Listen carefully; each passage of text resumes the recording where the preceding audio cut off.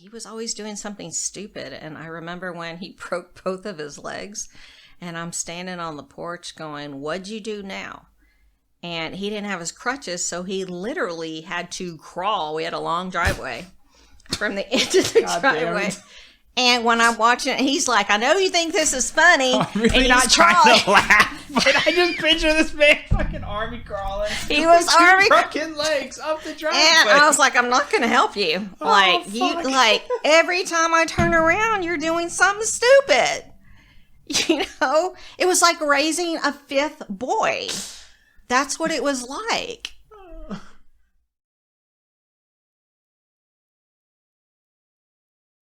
What's up?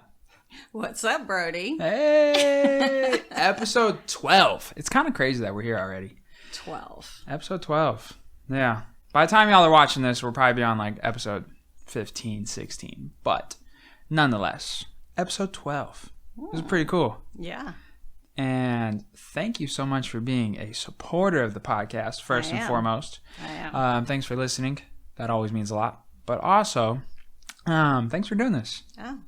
It's going to be fun. Yes. Not to mention that we have plenty of Peach Bellini's style cocktails that are a whopping 3.2% of alcohol. I'm pretty sure it's probably more sugar than alcohol, but that's okay. But all that matters is what came before. That's true. We had a jalapeno pineapple martini. Yes. What makes it a martini and not a margarita? I think margaritas, I consider them more of when they're like frozen. But this was on the rocks. Yes, you can, but they're not good that way. But so that was a martini. That was a martini. Classified by you. Yes. But it was shaken and stirred. Ooh. Extra dirty, had all the olive juice in it. Oh, that was olive juice? It actually ended up on my shirt as well. I think that's what makes it a martini. Yeah. The olive juice. It was delish. It was pretty damn good. Yeah. With some fresh jalapenos floating around. Uh-huh. Hey, well, everybody, go ahead and introduce yourself. My name's Rebecca Kendall, and I've known Jordan for about 2.5 years. Yeah. Going on 2.5 years, yeah. 2.5, almost 3. I've been back in Texas about 2.5 years, almost 3. Ooh, and where were you before Texas? Maui. Ooh, living that beach life. Oh, paradise. How's that? Truly paradise. Yeah? Yeah, Hawaii. every day. You like every Hawaii? Day. Oh my God, yes. You want to go back? I do.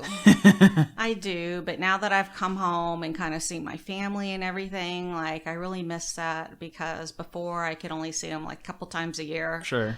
It's a tourist town, so you work every holiday and all that good stuff. So what's changed? we still do.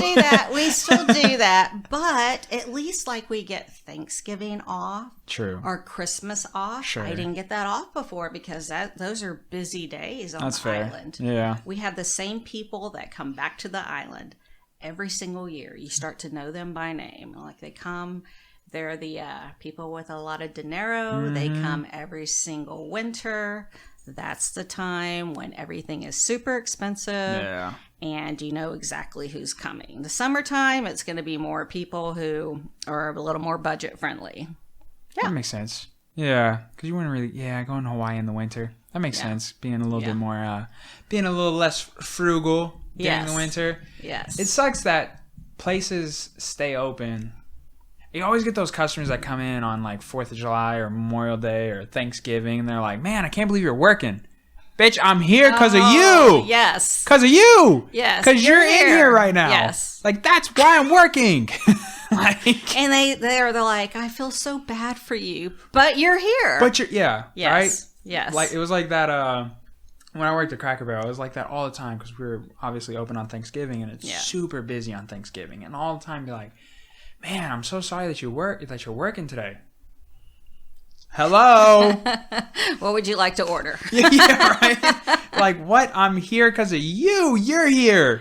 Why are we even having this conversation? We shouldn't be having this conversation. Wouldn't it be great if instead of working 5 days a week and off 2 days a week, that it was the other way around? Wouldn't that be amazing? Boy, man, could you imagine how much stuff I could get done if I was off 5 days? How much better everyone's lives would be. Oh, that'd be crazy. Get paid the same? Get paid the same, yes. Ooh-wee. That'd be clutch. That'd be clutch. No, so I know for this, a little bit nervous, and that's okay. Yeah. I think most people are a little nervous to do First this. time. Yeah, first time. Virgin podcaster. Yes. Gonna take that virginity. So what I thought would be kind of fun is if we eased into it and we kind of started off with a few questions that some of our coworkers, so background, we work together. Yes. And so I was like, well, let's see what questions our coworkers have for you in order to kind of break the ice, get you a little comfortable, and then we can kind of go into your story from there. Okay. Okay. I think it'll be fun. So, question number 1, coming from OJ, was what is the craziest thing you've ever done? God, there's so many. I'm going to go with one night at the honky tonk. The honky tonk? Yeah. At the Is that honky here? tonk. Yeah. It was like a place called New West out on Anderson Mill Road. Okay. No. Anderson Mill Lane. So in Austin by Burnett Road. Okay. There was a place called Wild West. And I just had too much to drink and went up to, they had a big trough filled with ice and beer. And I just had way too much to drink. So I went and I got in the trough and I was like, yeehaw! That's the craziest thing. That's all that comes to mind right now. Fair enough. I mean, I've thrown up on policemen's boots and, things. I've done a lot of things like in my years. So, yeah, that's the craziest thing that comes to mind. That comes to mind. That's fair. Who sits in a trough filled with beer? And that is true. That is kind of wild. in the middle of a nightclub. I mean, who does that? Yeah, You they did. didn't even. Yes, I did do it. You did. Yeah, and they didn't even come to take me out of it. They were just like, just let her. Yeah, man. We'll She's get her having later. fun. Yeah, leave her there. Well, we're open for another hour, so I guess she can sit in there for as long as she likes. Oh, and then he had another good question. He said, what would you want your last meal to be? I thought that was a good question because that's a hard one. No, it's easy for me. Oh, okay. Yeah. Shoot. A ribeye steak. Damn. Right there. Yes. What sides? What size? Yeah, you gotta have sides. Sides. Oh, I know you're supposed to do a baked potato, but man, French fries. Oh, yeah. On the side of it. Oh, And yeah. people hate when I put steak sauce on it, but I have to dip it in a little Heinz 57 because On the steak or the French fries?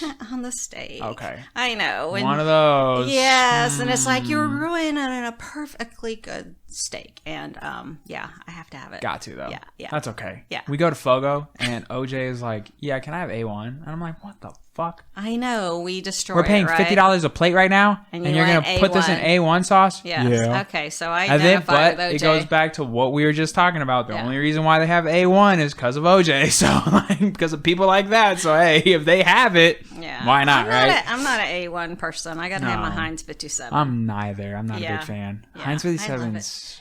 It's like ketchup with a kick. I'm not a big ketchup guy. Now, homemade ketchup is a different story. Like spicy ketchup. Never had homemade Well, like ketchup. people who like restaurants that make their own ketchup, like Hop Dotties or when Whataburgers, like spicy ketchup, stuff like that, I can do. But just Yeah. regular ketchup, I'm like, whatever. Yeah.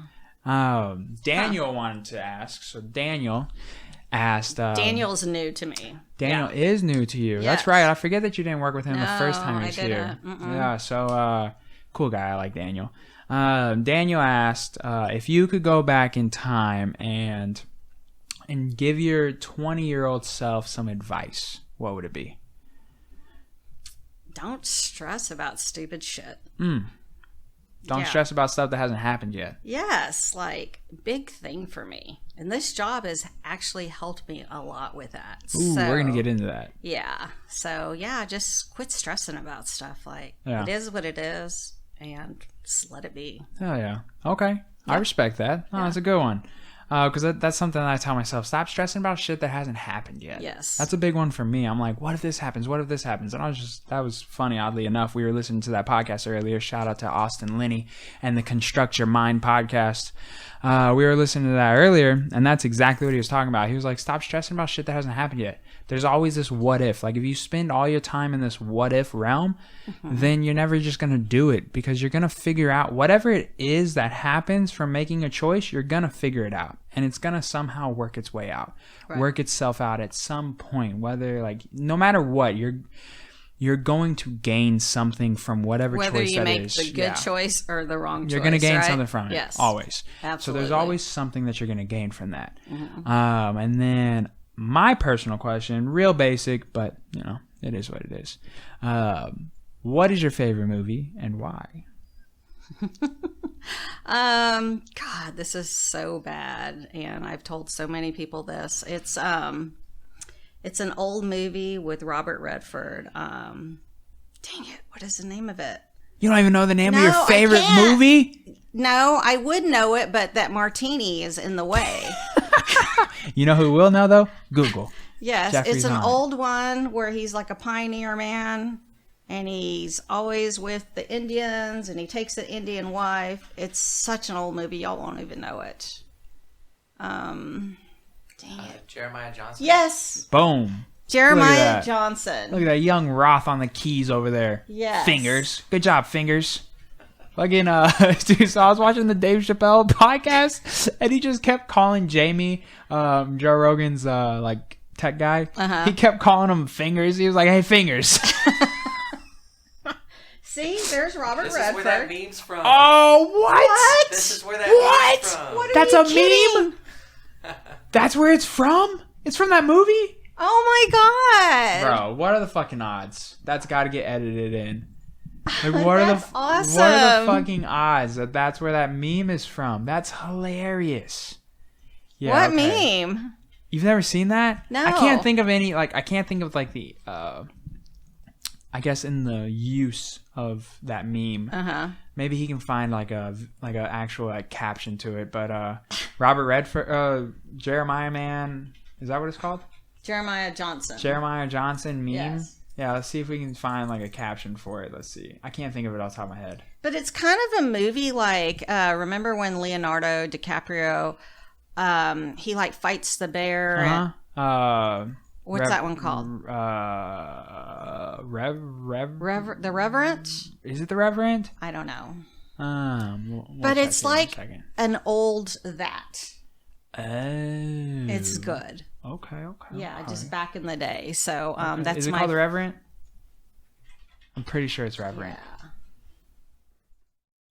Yeah, The Reverend. Yes. Yeah. So It's a good movie. Yeah. It's a really Yes, good movie. very good. But that's kind of An old version of that. yes. Okay. Jeremiah Johnson. All right. Okay, so that's your favorite movie. Yeah. I don't know if I wrote down another question or not. I feel like I skipped. One was, where would you like to vacation from Boom. Dustin? Look at you on top of it.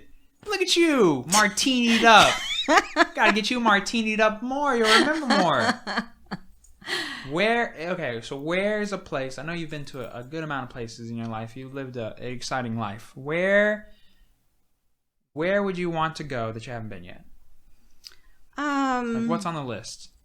What is the name? Is it, I don't know if it's Fiji or is it the Maldives where they have like the huts over the water? Yeah. I want to do that. Ooh.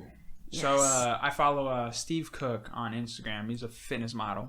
Uh-huh. He does other stuff now, but he started as a fitness model. Yeah. And he just left Maldives. I think that's how you say it. Yeah, I Just said left there. Maldives. Yeah, Maldives. Maldives. I think I think you're Maldives. right. Yes, you're right. You're right. He just left there, and the pictures they took were so They're amazing. phenomenal. They're So amazing. Can you beautiful. imagine? So beautiful. Just like rolling out of bed and flopping in the water. Like, Straight out the hut. Yes. Yeah, dude. It's beautiful there. It's beautiful. Yes. And, they're in Greece right now, and it's also gorgeous. yeah, look at that. That is beautiful. Like, who wouldn't want to just like live there? My God. Man. Some people can't do it. Like, some people always ask me all the time, like, how could you stay on Maui? Like, it's an island. Don't you feel like claustrophobic? Yeah. Island that fever before. really is a thing. Sure. I've It heard that is. I before. went through that about 6 months in.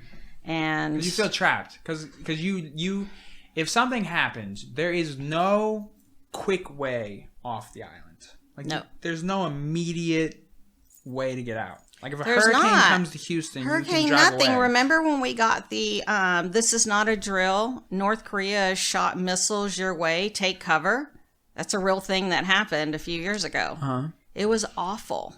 It was awful. I feel like I have PTSD from it because you Can't on go the anywhere. mainland knew that it was a mistake, but everything was cut off on all the islands because everyone, myself included, I was calling my mom and trying to call my kids and say, I love you, goodbye, blah, blah, blah, because they were like, you have 15 minutes till impact. And we all Damn. thought we were going to die. Damn. And it was a mistake from a shift worker Yeah. where a message comes up, and this was on Oahu. They have a military base there under the volcano, and he hit yes, this is not a drill, instead of no. And he left work, didn't even realize what he did. And every TV, every cell phone said, this is not a drill. North Korea has fired missiles. Take cover. So you can imagine the fright with all the tourists, everyone that lived there on every island. There was parents like lifting manhole covers and putting their kids in there. Like people were screaming. We really thought we had like minutes to live. I left my job, drove straight home. One of my sons was visiting me at the time. And I walked in and he says, Mom, and I'm like, yeah. He goes, it's sad. Like, what do you do? We sat on the couch and I just kind of like put my arm around him and I was like, what can we do? There's nothing to save us. Yeah. And so knowing that any minute you were going to just be evaporated. Yes. Like it was terrible. And so finally my phone rang and my sister here from Austin, she was like, Rebecca, it's false. It's false. And I'm like, no. No one here knows it's false. Y'all don't know what's going on. And it turned out that it took them like 45 minutes to an hour to get the message through all of everyone's phone, the emergency broadcast system that said that it was a mistake. But it was a huge talk about you only have minutes to live. Yeah. Oh my God. Would you have so this is a good question. Would you have rathered? So technology is a good and a bad thing, right? Yeah. So it's a rapid transfer of information. Yeah. Would you have rather not have known? No, I would have rather known because I wanted to drive home very quickly. You know, I only lived like 8 minutes from work, and I wanted to be there for my kid. He was sitting there just visiting, like, wow, this sucks that you're here, and this is what happens. You know, it was traumatizing. It really was. I bet. I mean, like you're being told that the whole island is about to be impacted by a missile that's going to kill everybody. Yes. Yeah. 'Cause it's not very big. I mean, it's not a very big island, so it's not going to take a very big missile. It's all the islands. Yeah. Hawaii was going to be impacted. All the islands. Big Island, Oahu, Lanai, and like Kauai. Just everything was going to be obliterated. So yeah, it was scary. That's crazy. Yeah. That's wild. It's crazy. I was just reading an article today about the volcano that's under Yellowstone. Mm-hmm. That's something that scares the hell out of me because at any moment that thing could erupt, and if it erupts, the whole United States is done. Done. Yeah. And it's just sitting under Yellowstone, just chilling. And they have 1,000 earthquakes. They have 1,000 earthquakes on average a year. And they said if that number continues to increase, that volcano is eventually going to go off. And that it's went off at least 3 times in history.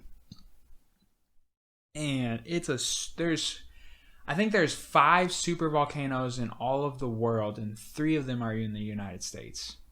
It's kind of crazy. Yeah. If one of them goes off, it's a bad day. It's not fun. It's Mother Nature is always going to win. Always. Yes. So it's a crazy thing. But anyways, that was a little tangent. You have lived quite a life. Very up and down. Like I think you're your life is definitely the definition of an up and down life. Yes. You've had some peaks and you've had some really low spots. Mm-hmm. And it's crazy because I don't know anybody like that. Like I feel like as drastic. Yeah. Like so drastic. You've been really, really wealthy. And then you've been working for rooms to go. Yeah, right. yeah. That's pretty much what I was gonna say. Sorry, I was gonna say normal. I said the name. I was gonna say normal folks, but I was gonna say like you've been this super wealthy person, and then you had to come back down to reality, so to speak, and having to work a normal 9 to 5. Yeah, and that's pretty crazy. And then we've talked about the childhood as well. Childhood's not as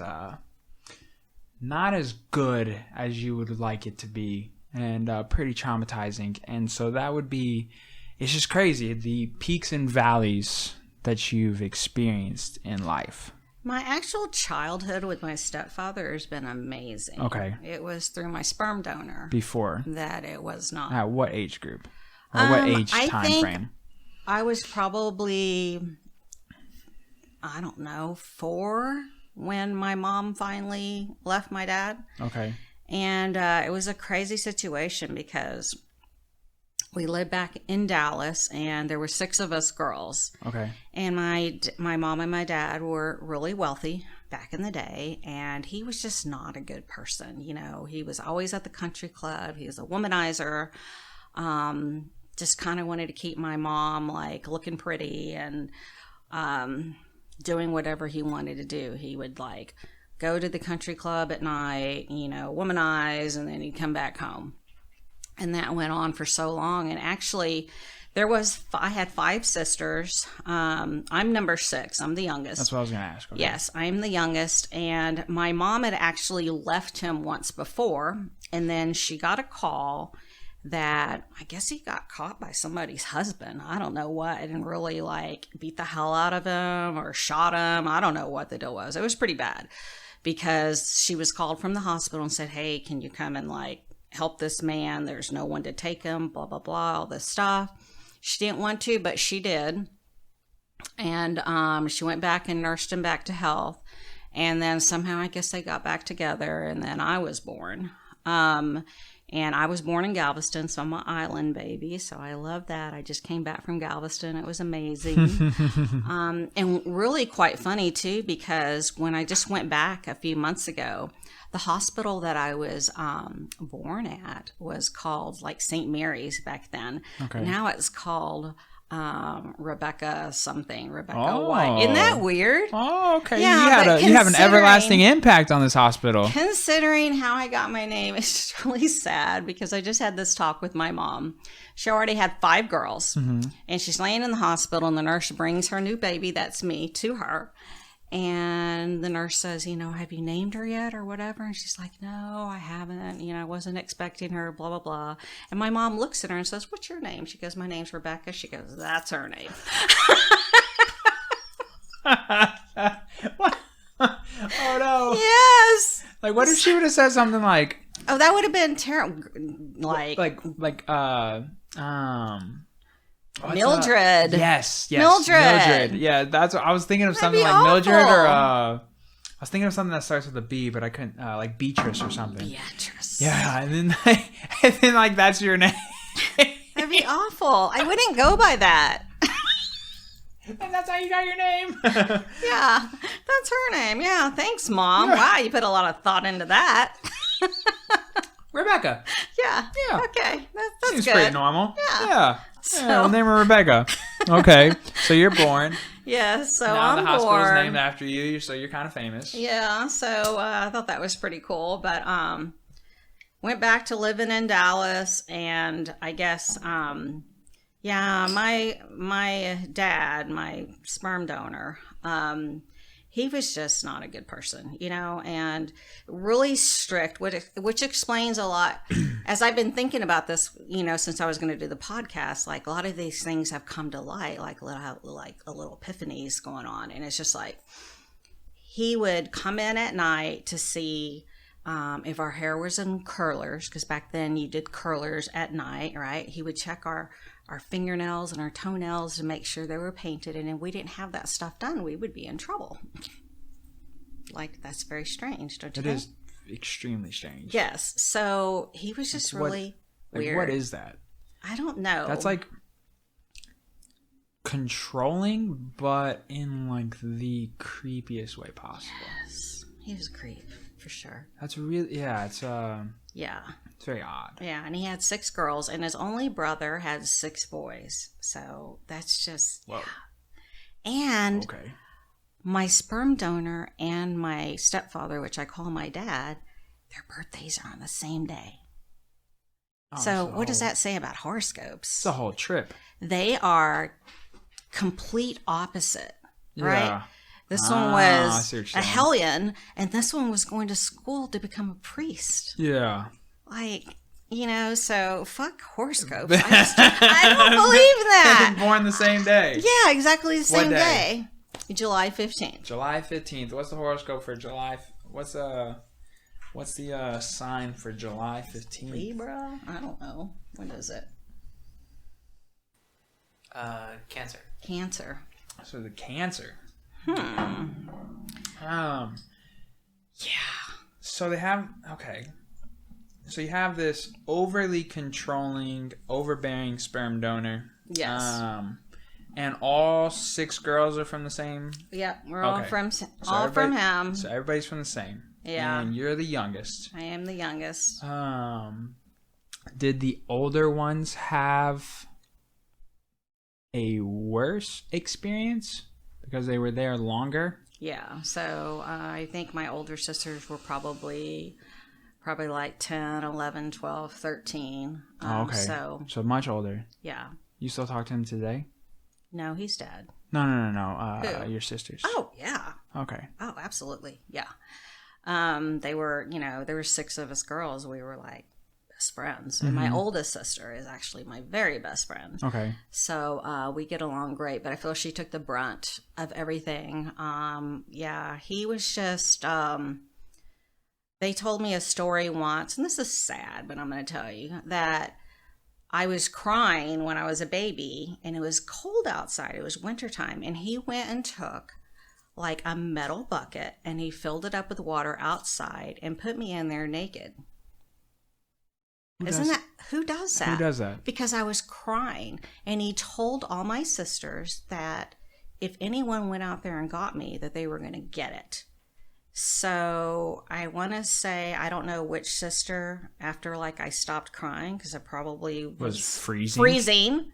And I was probably like slightly dying, maybe not even I was under 2 years old, yeah. Just a baby. And one of them went out there and grabbed me, and she probably got her ass beat for it. But yeah, he was just not.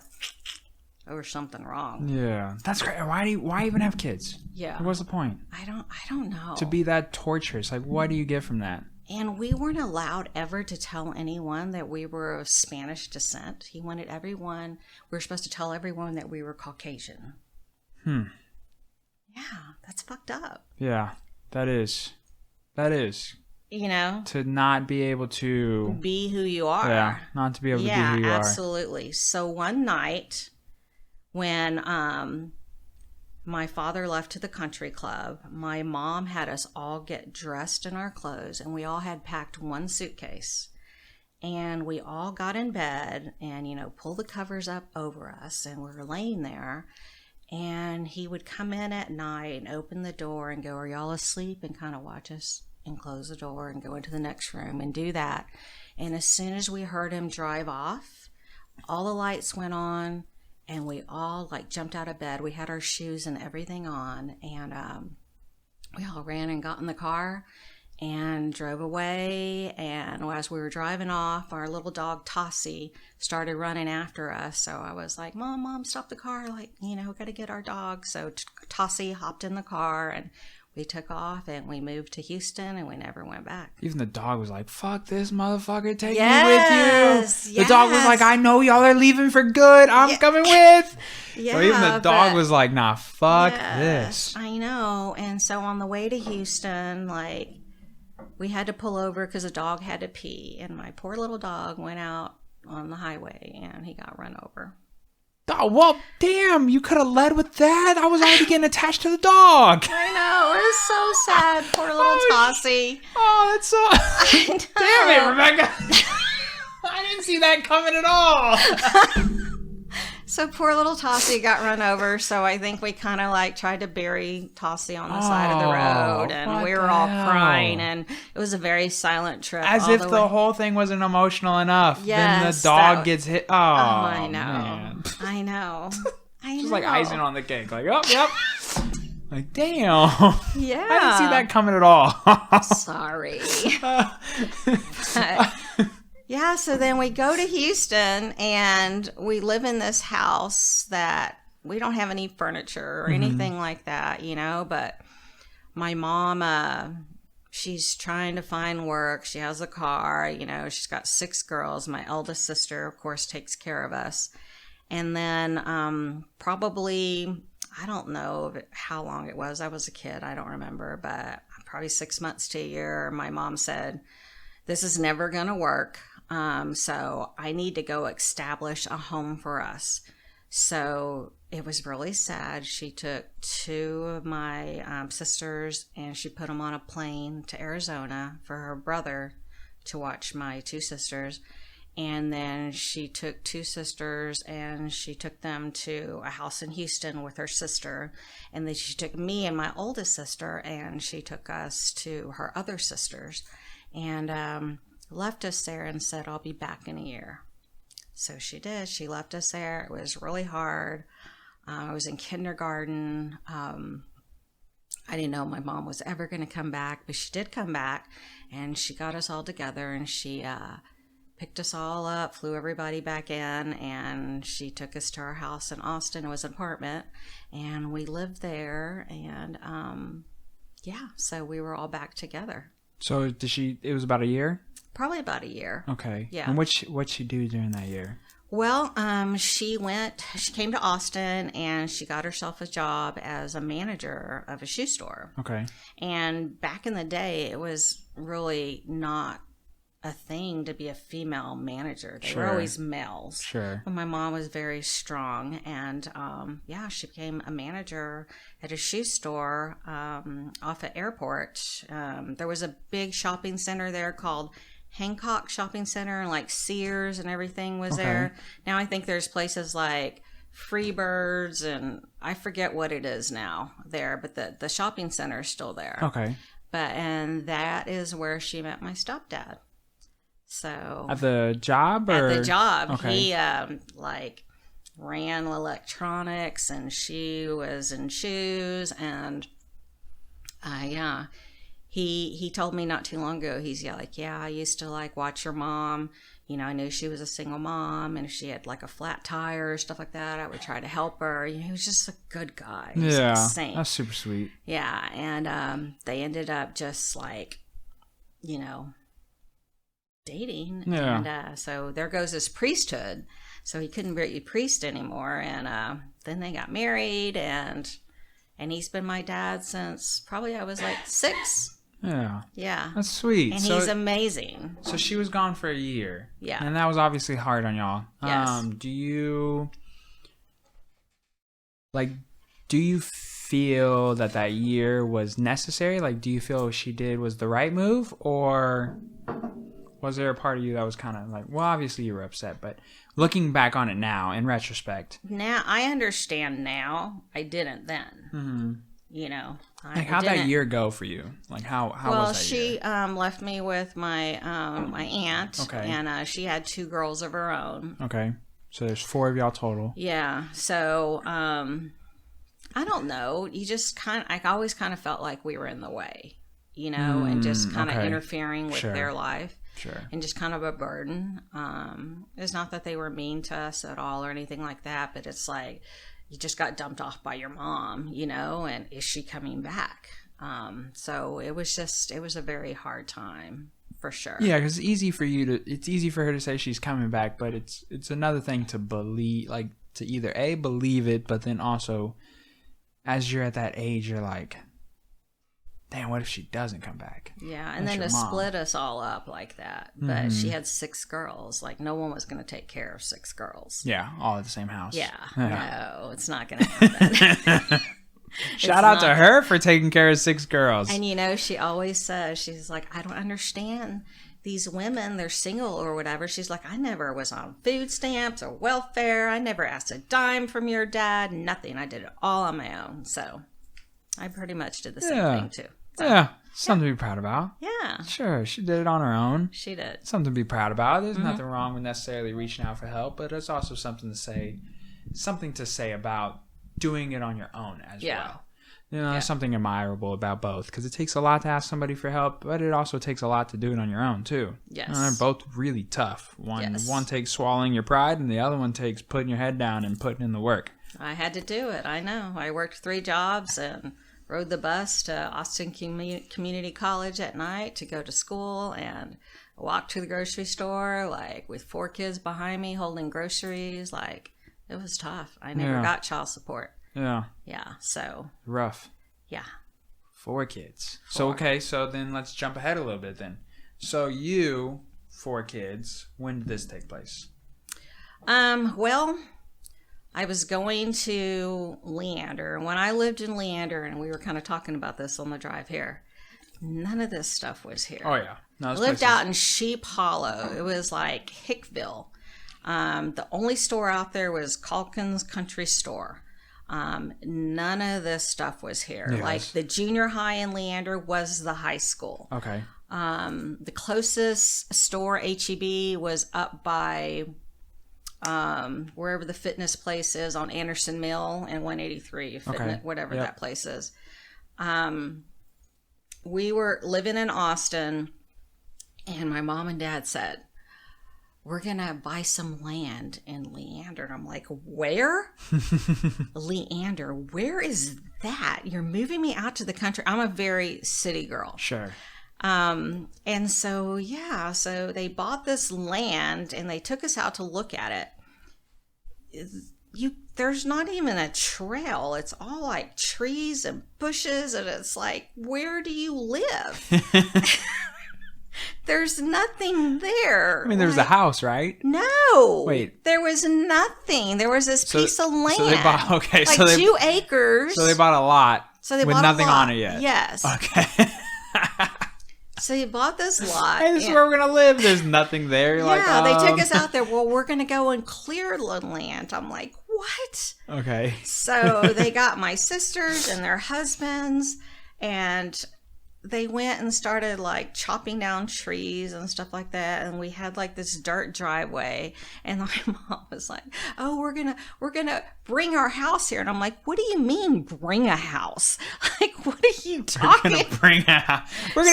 We're gonna bring a house. Yeah, so they literally bought a mobile home, and they put it on this lot. Okay. And so we lived there.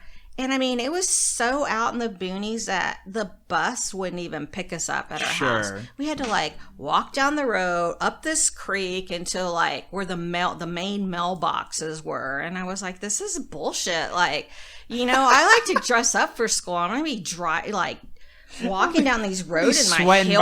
I'm going to be sweating by the time I get to the bus. Exactly. It was awful. And so finally, after years, they paved it, and then the bus would like come all the way down to the end of our driveway and pick us up. And luckily the bus driver had a crush on my sister, so he would like pull in our driveway and pick us up. Oh, Jesus. Because you couldn't walk to the end of the driveway. You had to have the bus come get you. I'll take any perk I can get, okay? Okay. Fair enough. So we lived there. And I went to school, did some cheerleading, pep squad. I was in band. I did track. I did basketball. Did volleyball. I was involved in everything. A little bit of everything. Yeah, like it was just, what is there to do out here? Like you had to, just be involved in stuff. Sure. And what happened next? Oh yeah, so I stayed there till about 9th grade. Okay. I met my kid's dad when I was in 8th grade. He was my first real boyfriend. Okay. And like we were having that talk on the way down here. Like my mom did not have that talk with me. I did not know. So for those who weren't a part of the conversation, obviously, because it was just the two of us in the car, we were talking about how a lot of parents really shy away from the sex talk with their kids. And we were talking about, we're ultimately talking about fear and how it kind of drives us to do a lot of different things. And one of those things is to overly shelter your kids or not have the conversations that you need to have with them in order to catapult them into the real world. And one of those big things is sex. We were talking about X, Y, and Z, protected sex, abortion, things of that nature. And one of those things that, always comes up is like, you got to have those conversations with your kids. You have to have those conversations with your kids. You can't shy away from the hard conversations because you're scared to have them with your kids. Like they deserve to know, and they deserve to hear it from you rather than find it out through school or through peers or find it out in the wrong way and end up pregnant at 14. Like whatever it may be, they deserve to have those conversations. Yes. And so you didn't have that conversation. No. And,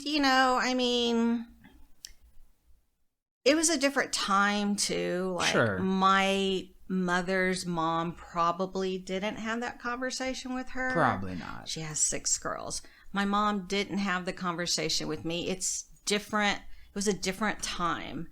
I wish she would have, because I had no idea, like when you become a woman and you start your period. I thought I was dying. Like, what is all this? I know. I was like, I didn't know. So my sister was like, I'll tell you, I'll show you how to, how this works. Sure. I was like, okay, because my mother never, it was almost shameful to her. It was just how it was in her time, And of course, me having 4 boys, trying to have that talk with them, they're just like, oh, come on, Mom, whatever.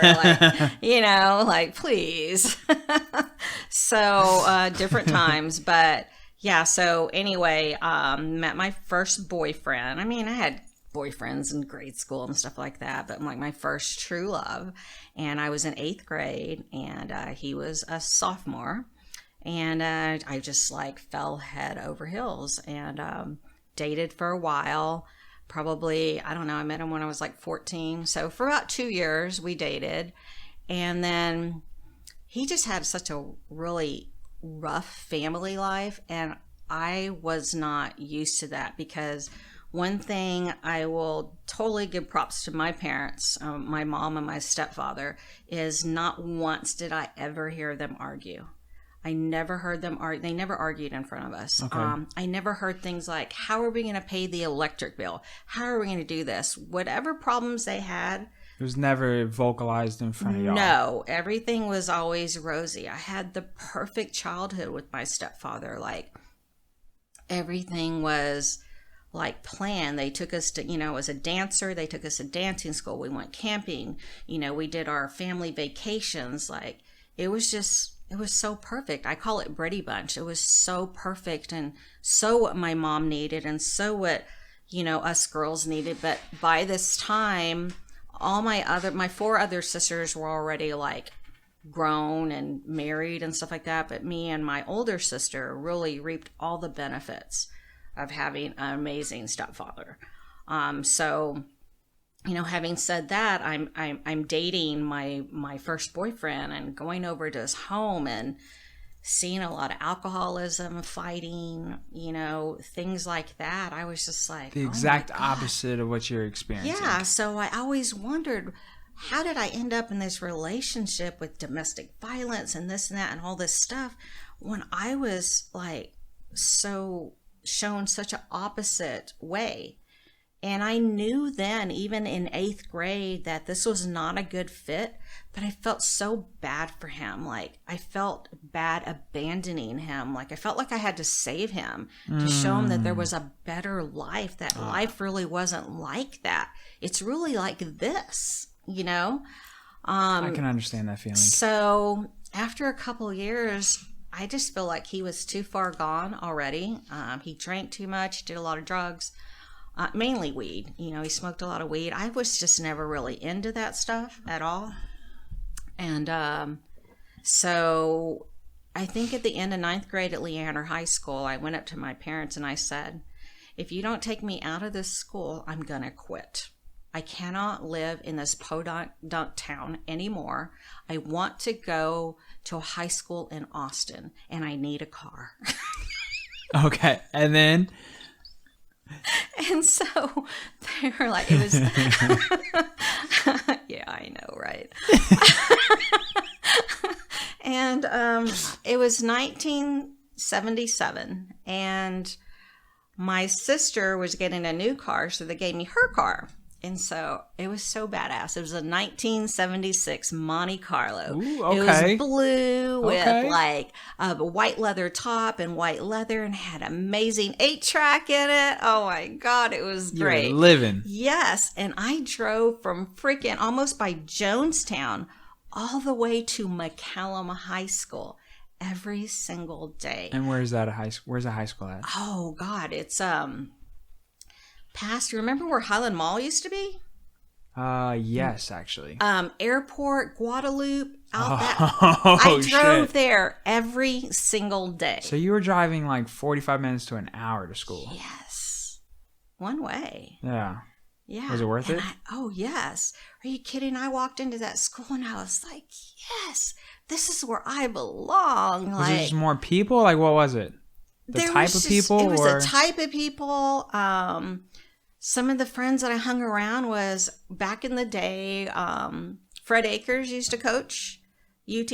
Okay. Okay, so his kids went there, and I befriended his kids, and we just did the coolest stuff, you know, and we got to leave campus for an hour. You know, and Leander, you couldn't do that. You could walk off campus. Where were you going to walk? There was a burger bar across the street. That was it. That's where you're supposed to go. Yeah, that was it. So here I would hop in the car. I could drive to Highland Mall, have lunch, drive back. And the sports classes that were offered were amazing. Like, I've always been in gymnastics, and they offered gymnastics there. They had gymnastics, rowing, tennis, ice skating.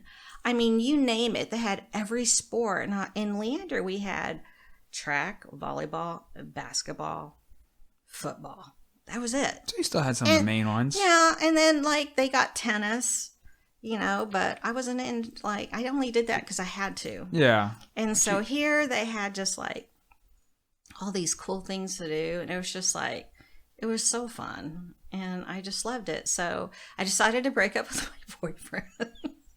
I was like, I'm sorry.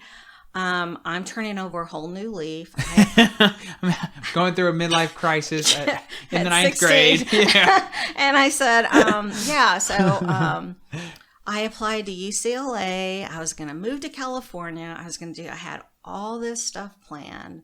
And I was like, I'm going to do good in school now. I started making straight A's. Like, I really applied myself. I really wasn't doing that. So the change really helped. Yes, it did. And so I was doing all that. And then I went home one day with one of my friends, and we were both trying out for cheerleader. And I went to spend the night at her house. Her name was Margaret. And when I went to stay the night at Margaret's house, her big sister, Phyllis, who was probably 5 years older than me, came to visit from Florida. Mm-hmm. And she was a singer in a nightclub. And I was like, oh, I was so enamored by her. I was like, oh my God, your sister is the coolest. I met Phyllis, and I was like, I'll see you later, Margaret. Damn. Fuck you, Margaret. Hi, Phyllis. My name's Rebecca. Yes. And we just hit it off. And I didn't mean that mean. It was just like, Margaret was doing all the right things you were supposed to do. Like, we were all, planning for college, this, that, and everything else. She was boring. So I met her sister, and she was so fun. She's like, Rebecca, get a fake ID. We're going to go have a blast. And so I went to my eldest sister, she's 10 years older than me. So it was an ID. So I should have been 26, I guess, in the ID. And you're 16. Yes. And I go and, Phyllis, let's go hang out. So during all this stuff, my parents were like, you use a lot of gas to drive to McCallum High School every single day. And I'm like, and I'm going to school. You're my parents. Like, who's paying for the gas? They are. Oh, so they're like, you need to get a job, Rebecca. Yeah, probably so. Okay, just to pay for gas. That's it, Rebecca. And I'm like, okay, fine. So I go apply at HEB. Mm-hmm. And I get a job. And back then they had suckers. I didn't know how to do anything. It lasted one day. Like, I was like, why am I putting all your grocery? And then, like, it would make me mad. I'd go out to these people's cars. There's like a very strong, abled husband. And he's watching me, like, pick up these heavy groceries and put them in the back. And I'm just looking at him like, under my breath, I was like, you're such an asshole. Like, God, you're just really going to stand there and watch me do this? So this is a common thing. Brittany has told me, like, this has happened multiple times with her. So it's not like a time period thing. Like, this still happens to this day. Oh, I bet. When she worked at HB, I think that, I don't know, man. It's like a power dynamic. Yeah. Or something. It has to be. For sure. It has to be. There's no other explanation other than to have that power over somebody. I guess. I don't know. And I'm it's like 16. Like, seriously. And I'm like, I'm just looking at... What were you doing? Were people buying bricks at HEB? Well, How heavy like were the fucking bags, bro? waters and stuff like that. So anyway, I did that for one day. And I went back and I was meeting Phyllis. She was like, why are you doing that? And I'm like, my parents said I had to get a job to pay for gas. I was 16. So Phyllis says... 26, technically. Technically 26. So Phyllis said, and I wrestled with saying this on the podcast, but this is the honest truth. She was like, I know a way to make better, easier money. And I'm like, really? How? How? Easier money, eh? Yeah. So she goes, come on. So we go to the mall and we go and buy a bunch of bathing suits. Okay. And I was 16. Sure. Okay. And I just, like, I adored this beautiful, she was 5 years older than me. And, like, she had her shit together. Man, we just stare at her. Supposedly. Yeah. Allegedly had her shit together. Okay, whatever. So we go and buy bikinis. Like, what are we going to do? She goes, come on. She goes, grab this bikini, get your fake ID, and I'm going to show you what to do. So we go to this bar on Guadalupe. It was called the Greenhouse. Okay. I'm just like, whoa, I get in. The guy looks at my ID and he goes, sure. Get in there. That's what he said, right? So I was like, okay. So she said, they're doing a bikini contest, Rebecca. Right? We're going to enter it. It's $100 to $300. Even if you lose, you get $100. Okay? So I was like, oh, I was really shy and stuff like that. So like, back then, what's it price wasn't, of gas? What's gas right now? I don't know. Maybe like 40 cents a gallon? No, it was more than that, I'm sure. It was 40 cents a gallon when I was a kid.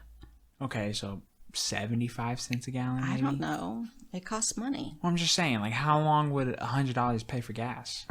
Probably a long time. Yeah, okay, that's what I'm saying. Like, I'm saying, like, this could pay for gas for at least a month. And more bikinis.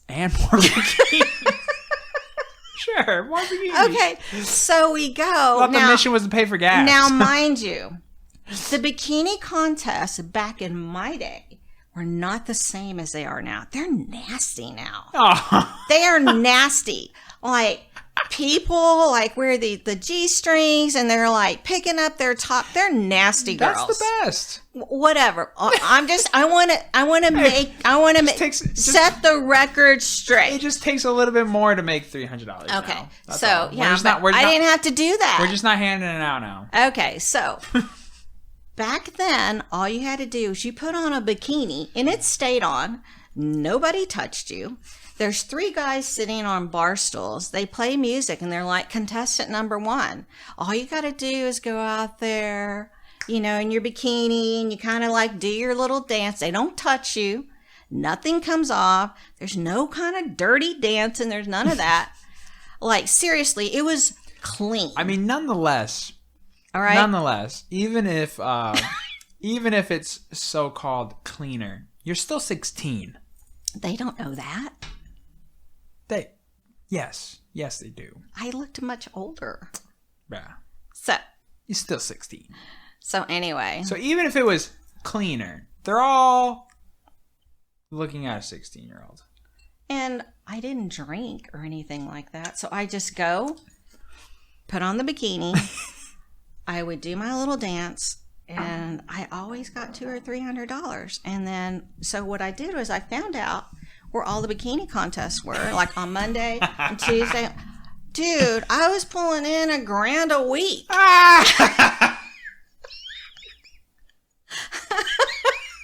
It's true.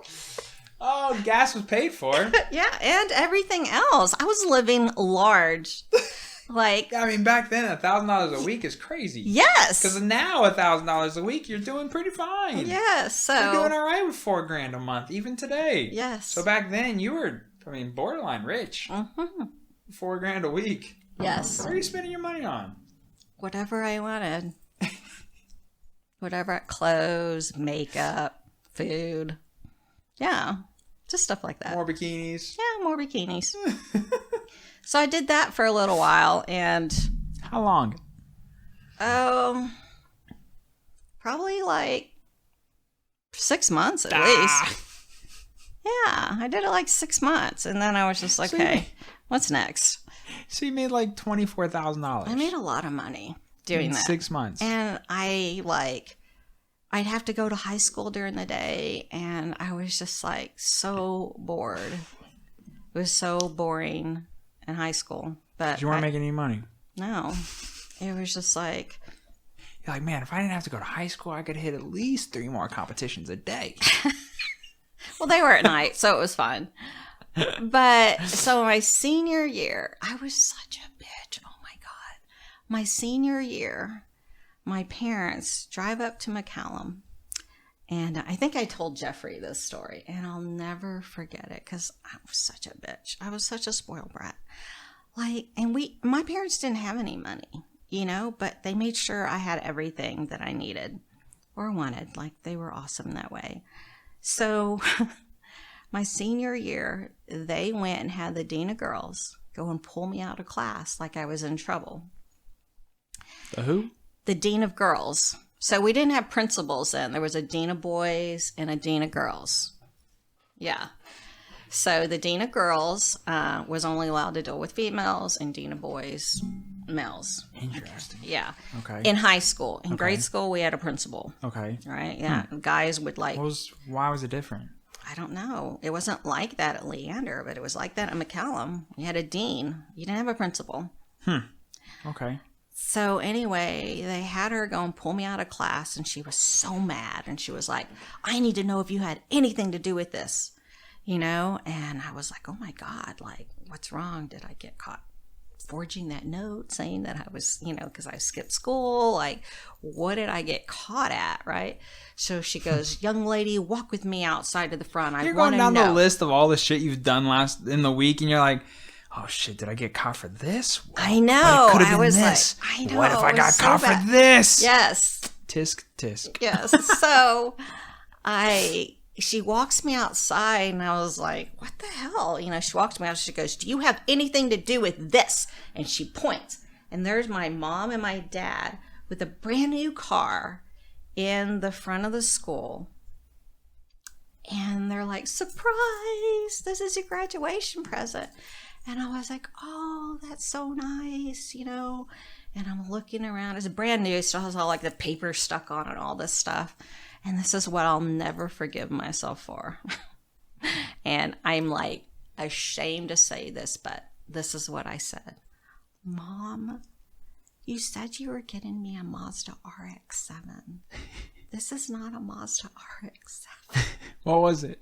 It was a Chevy Monza. What is that? I don't know. It was like my Nissan Sentra. It was like a little compact car. A Chevy Monza. What's a Chevy Monza? Let's get a picture. A little car. Let's get a picture of a Chevy Monza. And they were so proud. Oh, that is dope. That's what you got? Yes. Dog. What? And that's what you got? Yes. And you were upset? Yes. Rebecca. I know. Bro, it could have been so much worse. I know. That thing is dope. Anyway, but it's not what she promised me. But see how terrible I was? But you gotta look up the older ones though. Look up a 1980 Mazda RX-7. No, it's not. Oh, you're looking for the one I was supposed to get. Yeah. Yes. Like a 1980. 1981 Mazda. Yeah, it was the same. RX. Same. 80, 81 is the same. So that's what I want. They're damn near identical. They're almost the same car. I don't think so. Shame on you. I know. Okay, the other one looks better. Anyway, I didn't like it. And the look on my parents' face. Oh, I bet. Devastated. If destroyed. One of my kids would have said that to me. Destroyed. I'd have been like, no car for you. No. So what'd you do? I was like, okay. She goes, Rebecca, when you graduate, we'll get you that one. I was like, okay, fine. Wait, when you graduate college or high school? No, high school. Wait, so they got you a new car your senior year, and then we're going to get you another new car in a year. It was the beginning of senior year. They got me the car. And so when I graduated high school, they were going to get me that car. So a year later. Yes. That's what I said. Oh, I don't know. So, wait. So what happened? So I just took the car and drove away. And then what? Did you get the RX-7? No, because... You didn't graduate? Because... No, I'm just playing. No, I didn't. I'm fucking with you. I didn't. So, you didn't graduate? No. Oh, I was totally joking. Oh, fuck. So then when I'm having all the fun and I'm having the time of my life, my ex-boyfriend, which is my children's dad now, kept coming around. And he was like so sad and stuff like that. And I felt bad. Wait, same guy from Leander High School? Yes. Okay. He was already out of school. He had already graduated 2 years before. And he just started coming around and he's like, I love you, blah, blah, blah, blah, all this stuff. So we ended up getting back together. And 6 weeks before, halfway through my senior year, I found out I was pregnant. So they wanted me to keep going. You could go to school and be pregnant, but I didn't want to do that. So I went to ACC. Were you embarrassed? What was it? Well, I was so torn because I was like, why, God, so cruel? I finally know what I want to do. I'm going to move to California. I'm going to go to UCLA. I had all my life before me. And then I found out I was pregnant because I started seeing my ex again. And I couldn't do anything but have the kid. So I started going to school at night at ACC to get not the GED, but so it took me longer to get the high school diploma. Okay, so the actual paper. Yes, okay. Because I was almost there anyway. Sure. So it mainly was I went to classes for about 1 month, 30 days, and then I took the test and got it. So then I was, pregnant. So pregnant with number one. Yes. Okay. My senior year. And my parents were like, well, if you're going to have this baby, then you guys have to get married. We're Catholic. Yep. So we did. Yep. So you get married. My husband, their dad's mom had a house that they didn't use, so we lived there. And still here in Austin. Yeah. Okay. It was we lived right at Mansfield Dam. Okay.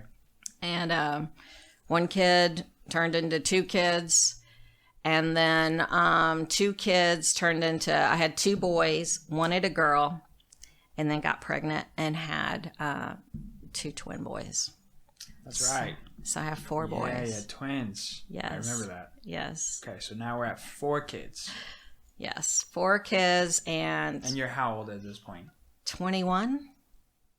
They were all boom, boom, boom. Yeah, because I was 17. Bruh. Yes. 21. Yeah. And you popped out 4. Yeah, 17, and then 19, and then 21. Damn. Yep. Okay. So you're 21 with 4 kids. Yep. Damn. And it's a shitty life. It's just bad. Was it because you had the kids or No. because of the relationship? It wasn't even the relationship. I knew what we had to do to progress and be happy and all that stuff. I knew what we had to do, but he just couldn't. He was an alcoholic already. He would, he had a good paying job. He would spend all his money before he even made it home on weed and this and that. And it was like, how are you going to buy formula? It was a bad situation. He was very verbally abusive and very physically abusive. And, it was just not a good situation. He would manhandle me a lot. And he was like 6'2". And I just got really tired of it one time. And I just reached up and I popped him in the nose and I broke it. And then he left me alone. Then what? I respect that, by the way. Yeah. What a bitch. Yeah. Well, that's all it took. You just had to break his nose. I broke his nose, and he was and like, he didn't do nothing no more. Oh, it was like something in me. Oh my God, you broke my nose. Oh, dude, we talk about. Really? Jeffrey and I talk about that all the time. Like, we talk about that all the time because he's always like, he'll always ask me something stupid about Muay Thai, or like not his question being stupid, but he'll always ask me something silly. Is what I mean. And I tell him, I'm like, bro, most people who are sane don't like to get punched in the face. Yeah. All you do is you hit somebody once and it's a wrap. Yeah. Most people are not going to sit there and take multiple punches. Yeah. It's not a normal thing. Like most people, people don't like to get hit. No. Everyone's tough until they get punched in the mouth. And that's the perfect example. You broke his nose and all of a sudden he turned into the biggest bitch in the world. Yeah. But he was all, man, whoa, he had no problem beating your ass before that. Yeah. But then you broke his nose and then that was a wrap. And let me tell you, like, when I was pregnant with the twins, and I don't know if we had this conversation. It may have been Jeffrey. I do get the conversations mixed up sometime. But I was due, and I was super huge. And I was like 90 pounds. You told me about this. And I was so big, and people would stare at me. And I would just burst into tears because they'd be like, is that real? Like you were stuffing your shirt. Like it looked fake. Yeah. Because it was huge. And so I didn't even like to go to, like, an outing for me was putting on makeup and going to H-E-B with, kids in the cart. And you ever try shopping with 4 kids? So at this point, you're not working. You're just taking care of the kids. Yeah. Okay. But I'm gonna back up for a second to say when I was pregnant with the twins, I didn't know I had twins. Yeah. And so I thought I was in labor. My mom, my dad, my husband, everybody, we drive to the hospital. They're like, oh, no, it's false labor. Go home. You're being silly. It's false. So that was like 10 o'clock at night. And by 1 o'clock in the morning, I was like, I've been through this before. I'm pretty sure this isn't false labor. So like I've done this twice before. Yes. And so I'm like, that stupid nurse doesn't know what she's talking about, So everybody was quiet. My parents lived next door and lights were out. Everyone in my home was asleep too. But I was like, something's wrong. I sneak out of the house. And I get behind the wheel. And I'm like, I'm not going to inconvenience these people. I'm going to drive myself to the hospital. In the middle of, so it's 2243. Mm-hmm. So it's this road here. But You got to think, there was nothing but one junkyard and a church between here and Georgetown. Nothing. No houses, stores, nothing. So I'm like, I'm sneaking out of drive. I barely fit behind the wheel. Because it's just like stuck on my stomach. I'm like driving down 2243. I'm like, I know something's wrong. Oh my God. A freaking deer jumps out in the road because it's woods and I slam on the brakes. When I slam on the brakes, I hit the steering wheel so hard, it threw me into full-blown labor. Yeah. Yeah. And remember, I had two. I had two in the tummy. Yep. And so I'm like, I start to feel one come out. Whoa. Yes. Whoa. And I'm like... One just slips out like, hey, world. You're like trying to push it back in. Hey, not yet, bro. That's not exactly yet. what I did. I was like, but I was terrified. You're going to think I'm 21. I'm 21 years old. This deer, I'm like, you damn deer. I'm like, you stupid deer. There's no one around. My car's kind of this way because I have to slide. The baby poking out. Just like, hey, mom. You're like, no, not yet. Get back in. So no, actually, I stopped because this is the serious part. I know. I'm sorry. I just picture a little fucking baby head just, hey, mom, what's up?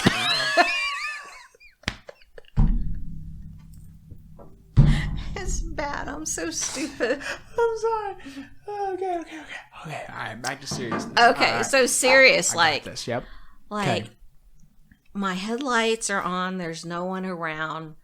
I feel this baby start to come out, and I just start crying. I'm like, oh my God, I'm such a stupid girl. Like, I'm going to die out here. My babies are going to die. Like, I'm having babies, and there's no one here to help me. Yeah. So I cried for like 5 minutes, and then I was like, you're not dying. And I step on the gas, and I drive all the way to the hospital like 100 miles an hour. I pull into like the rounded part of the hospital emergency room. I walk in, and I'm holding the baby. Like between my legs, and I'm like, I'm having a baby, and they're like, darling, honey, who's here with you? And I'm like, no one. They're like, what? And I just go to faint, and I woke up 3 days later. What the? 3 days later, I was so traumatized, like I was out. My babies were 3 days old, and I hadn't even seen them. I was that like traumatized. What the? That's. Yeah. That might be the craziest story I've ever heard. Yeah. That's wild. Yeah. So that's wild. They start calling my husband, and my parents are like, what do you mean she's at the hospital? She's at home. They're like, no, she drove herself to the hospital. And then I got yelled at by everybody when I finally woke up.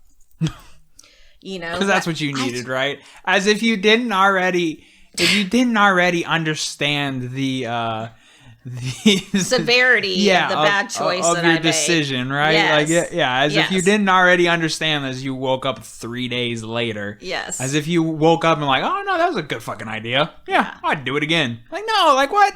Like, what is yelling at me gonna do? When I wake up, Jordan, my husband comes through the door, and he's in a wheelchair with a broken leg and like all fucked up. And I'm like, What a wild okay, what happened? He had a motorcycle wreck. Yeah, so I guess he thought it was a good idea while I'm passed out in the hospital to like go doing wheelies. I don't know. Like, dumb. Wait. So he already knew you were in the hospital? Yeah, and he didn't come to the hospital? I wasn't around to keep him in check, so he's out there. Instead of going to check on his new kids? Well, I'm sure he was there. He would come every day. But just the day that I happened to see him, they wheel him in. He was in the hospital as well. Okay. And I'm just looking and I'm like, and how are you going to help me? Like, are you kidding me right now? I'm sorry. It's funny now. It's not funny, but... It wasn't then. It's not funny.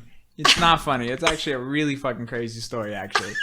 But fuck, it's kind of funny.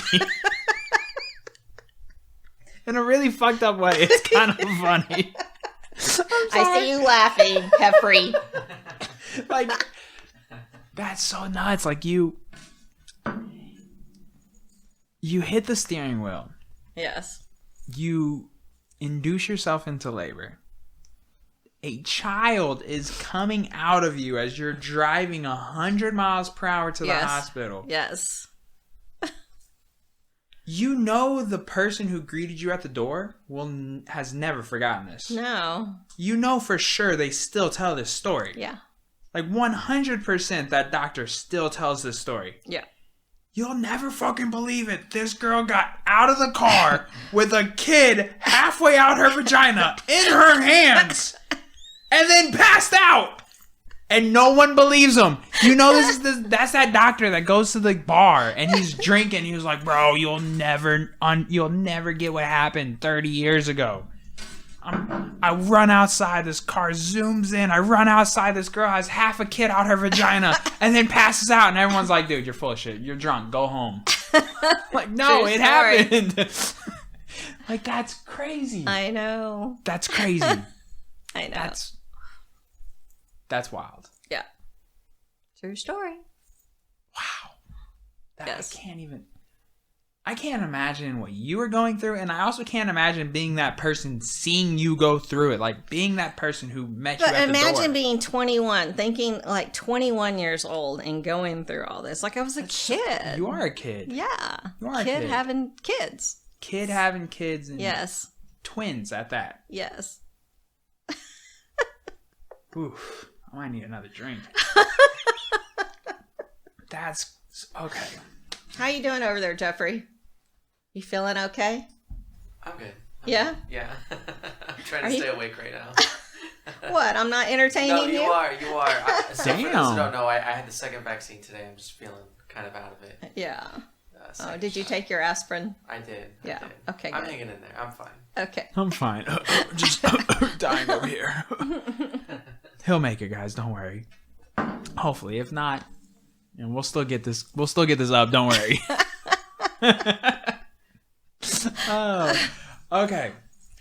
So we're at 4 kids. Yeah. You're 21 years old. Yes. What is that like? It's really hard because even though I had a husband, it was like I didn't have a husband. Yeah, he wasn't I very did present. everything on my own. And talk about, so I had a 3-year-old, like an 18-month-old, and then newborns.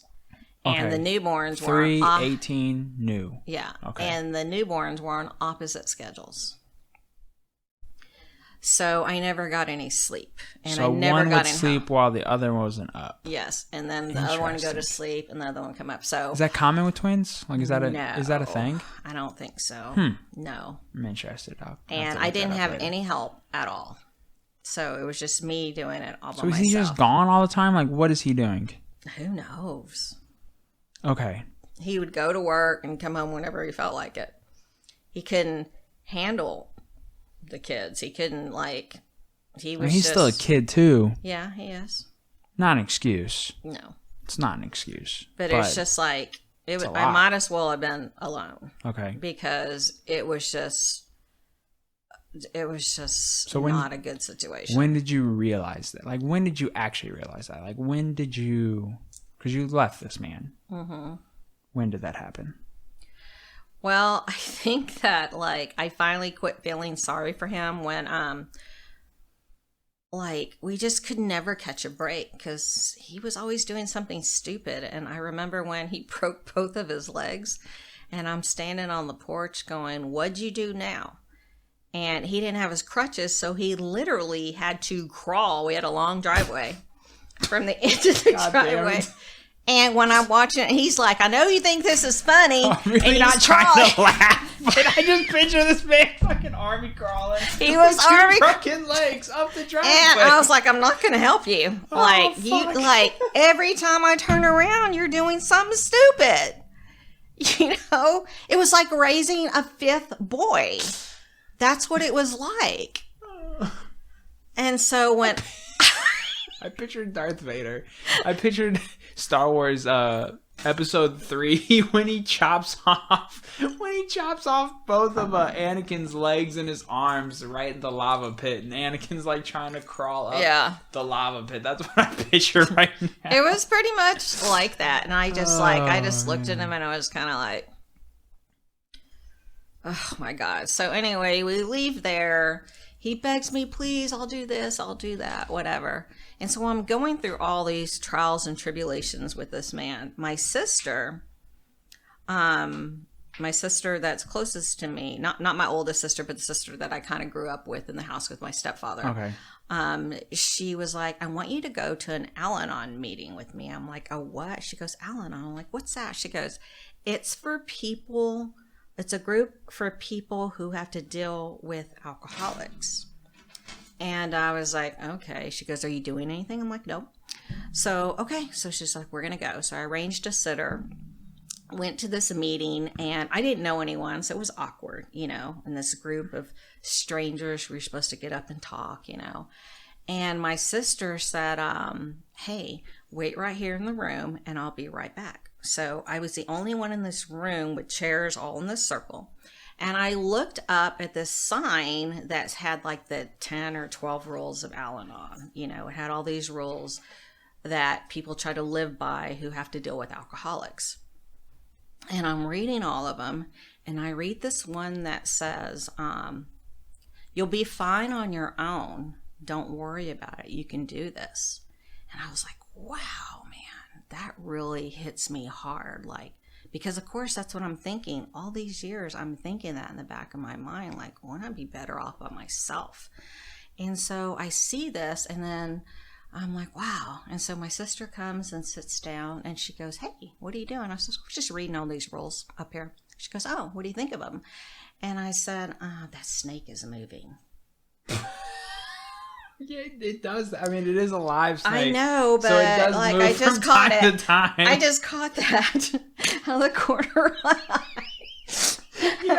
It is a real snake. I know, but that's the first time he's moved. He was just all curled up before. If this is the first episode you're watching, there are reptiles in this room, which we are currently doing the podcast in.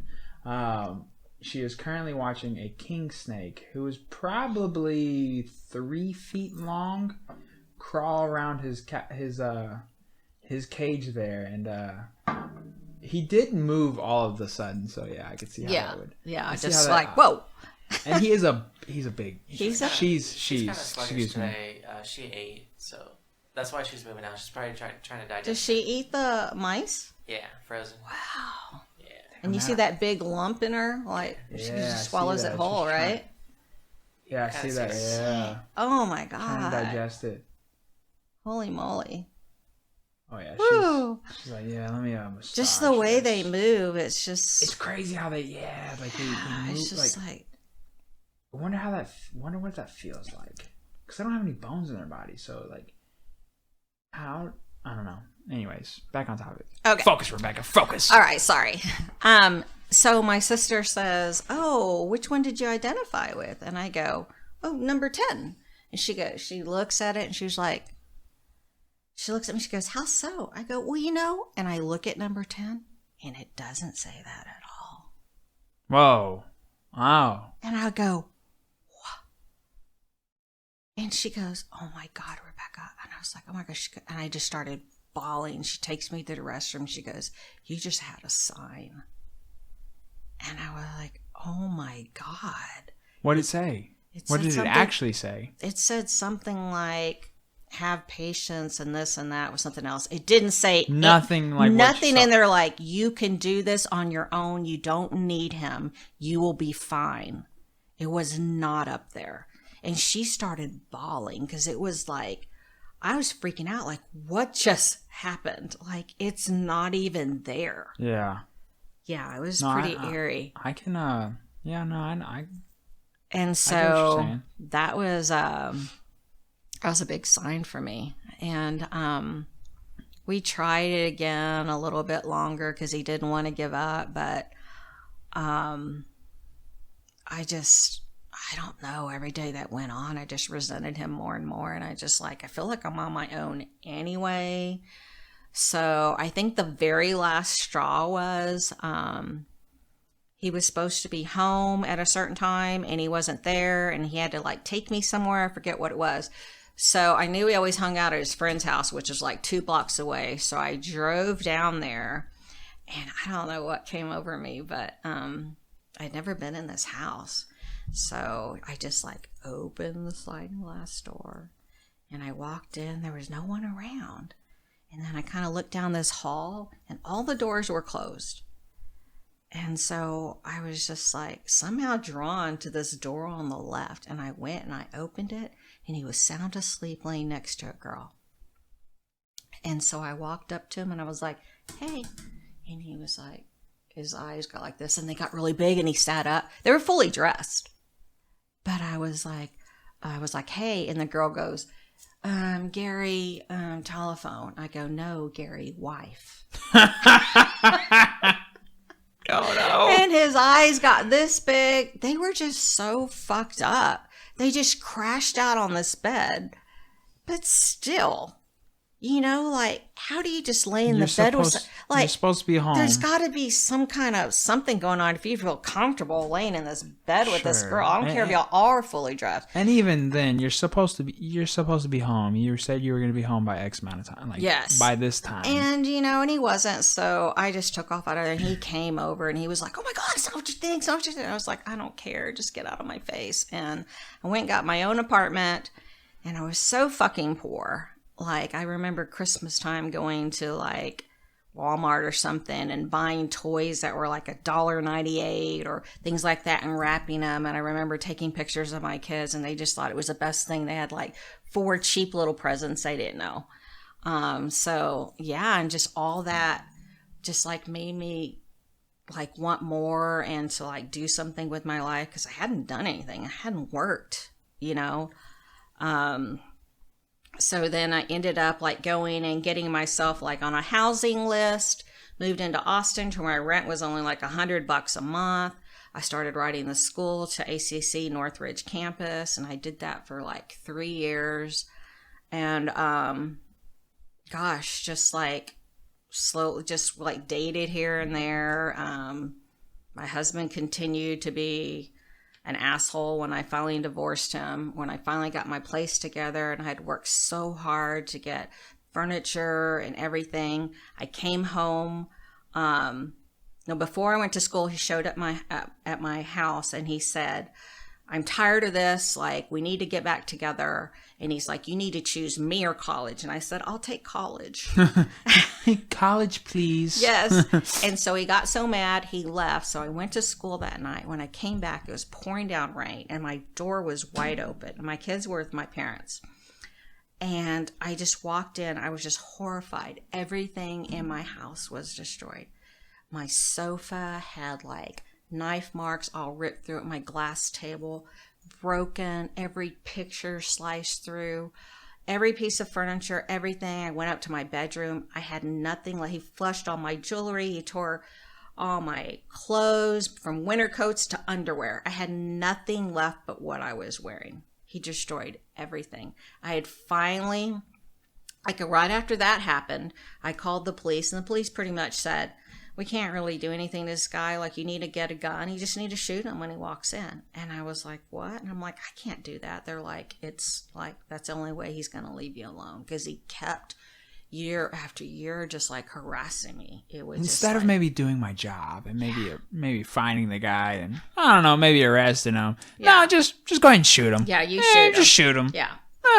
Yeah. So, it was a different time. But a fucking weird response. Yeah. That's what he said. Just shoot him. Like, nobody's going to convict you. He's breaking into your home. Just shoot him. And I was like, that's my kid's dad. Like, I'm not going to shoot him. You know, and I did own guns. But it's also just a weird thing to tell somebody else to shoot somebody. Exactly. He's a lazy cop. Just shoot him. That's not something that you just do and then you just move on with your life. Oh yeah, I just shot my baby daddy. No big deal. Yeah. Like, what? Yeah, it's ridiculous. But what happened from there? While this was going on, I had this shoebox that I saved change in. And I saved all my change, and I got $600 in change. And I went and got an old station wagon. I had it for one day. And when I went to sleep at night, I parked it in the driveway. When I came out in the morning, all the windows were busted out. And he was so mad that I had a car that's what he did. So, was he trying to make you like go back with him? Yeah, like I'm trying to break this down, right? It's like he's trying to make it to where he sees you succeeding on your own, and he's trying to make it to where you need him. Yeah, That's weird. That's a weird way to. Well, like I said, he was an alcoholic and he was always high, and you would never know it. Look, I smoke a lot of weed, but I never broke no windows before. I will say this, and I tell the boys I tell my sons this all the time. I was like, your dad had the whole world in front of him. Like, he was a natural athlete. Like, he was so smart. The teachers would have him get up and teach it in high school, the algebra and calculus classes. He was so smart. He could have never, he was an amazing skateboarder. He would barefoot ski. He could pick up a sport that he's never done before. He was so athletic. He had the whole world in his hand. He could have done anything. He wasn't stupid. But everything just went to shit once he started drinking. Some people just can't get past themselves. He saw his family, and his dad was an alcoholic. And so he just became that instead of, with me, having seen all that, that's why I only drink on occasion.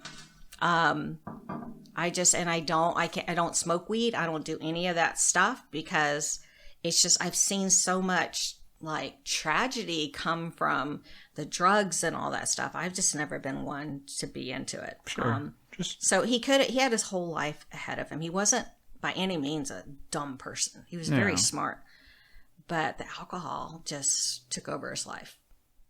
And he wasted it. He allowed it to take over his life. Yeah. And he wasted his life away. And because all those did was just amplify his already personality. Yes. And they say children learn what they live, and he definitely learned that, where I learned the opposite. Even though I had all that tragedy when I was younger, my dad took over, and he was an amazing, everyone that meets my dad is just he's such a saint. He was so tall and lanky, and he would do ballet with me, and watching this grown man, try to pirouette was hilarious, and he was just such a good dad. He was the best. All of us girls are crazy about him. So yeah, God blessed us with him. That's awesome. Yeah. That's awesome. So he breaks into your apartment, destroys all the furniture that you've worked to get. Mm-hmm. He busts out the windows in your car that you saved up all this change for. Yeah. Then what? And then he just slowly kind of it started getting less and less. He met somebody and that was more of an alcoholic than he was. Nice. Okay. And so it occupied his time. And I met someone. We dated for probably 7 years, We were going to get married, all this stuff, and planned the wedding, bought the dress, all this stuff. And then 7 years later, I was like, nope, it's not right. And so left that relationship. And then in the interim, just kind of went and got my first job. I was probably 31. Yeah. And got a job at a temp agency, being the sales manager. Okay. And so I would just go out to these places like Dell. Dell was not even there. So I hired a lot of the electricians and builders that would go, and they were building the Dell campus in Round Rock and Tinseltown and all kinds of places. And that's where I met my second husband, Rhett. And it was so funny because he is much younger than I. But I remember when he started, he made me so nervous because he was so cute and just so educated, so cute. Just oh my God, I just need to stay away from this guy.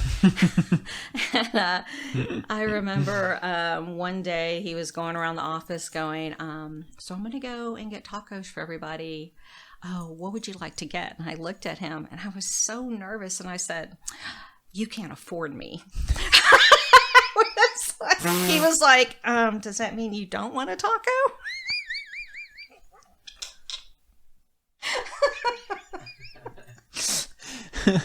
So does that mean bacon, egg, and cheese? Exactly.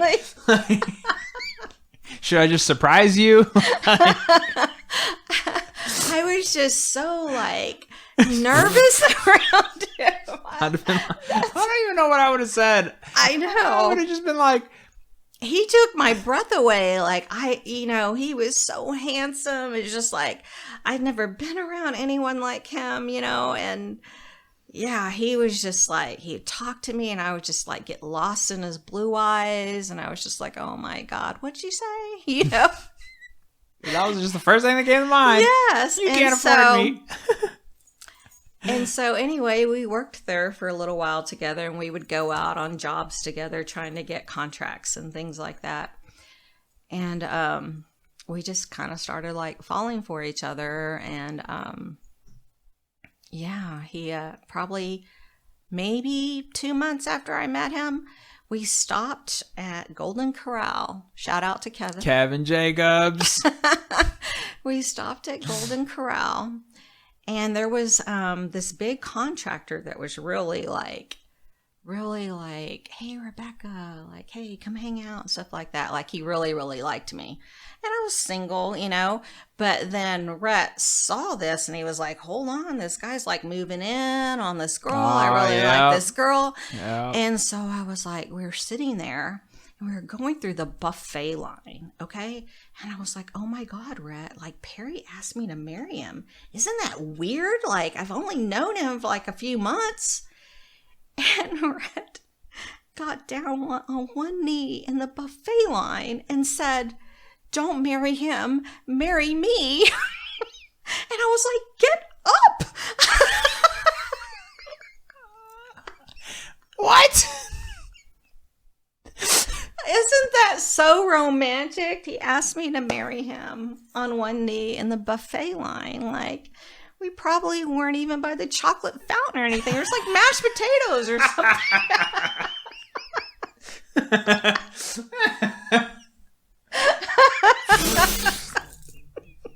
So in that scenario, do you have to like have a redo, or like did you give him an answer? No, I just said get up. And no, not poor guy. Who does that?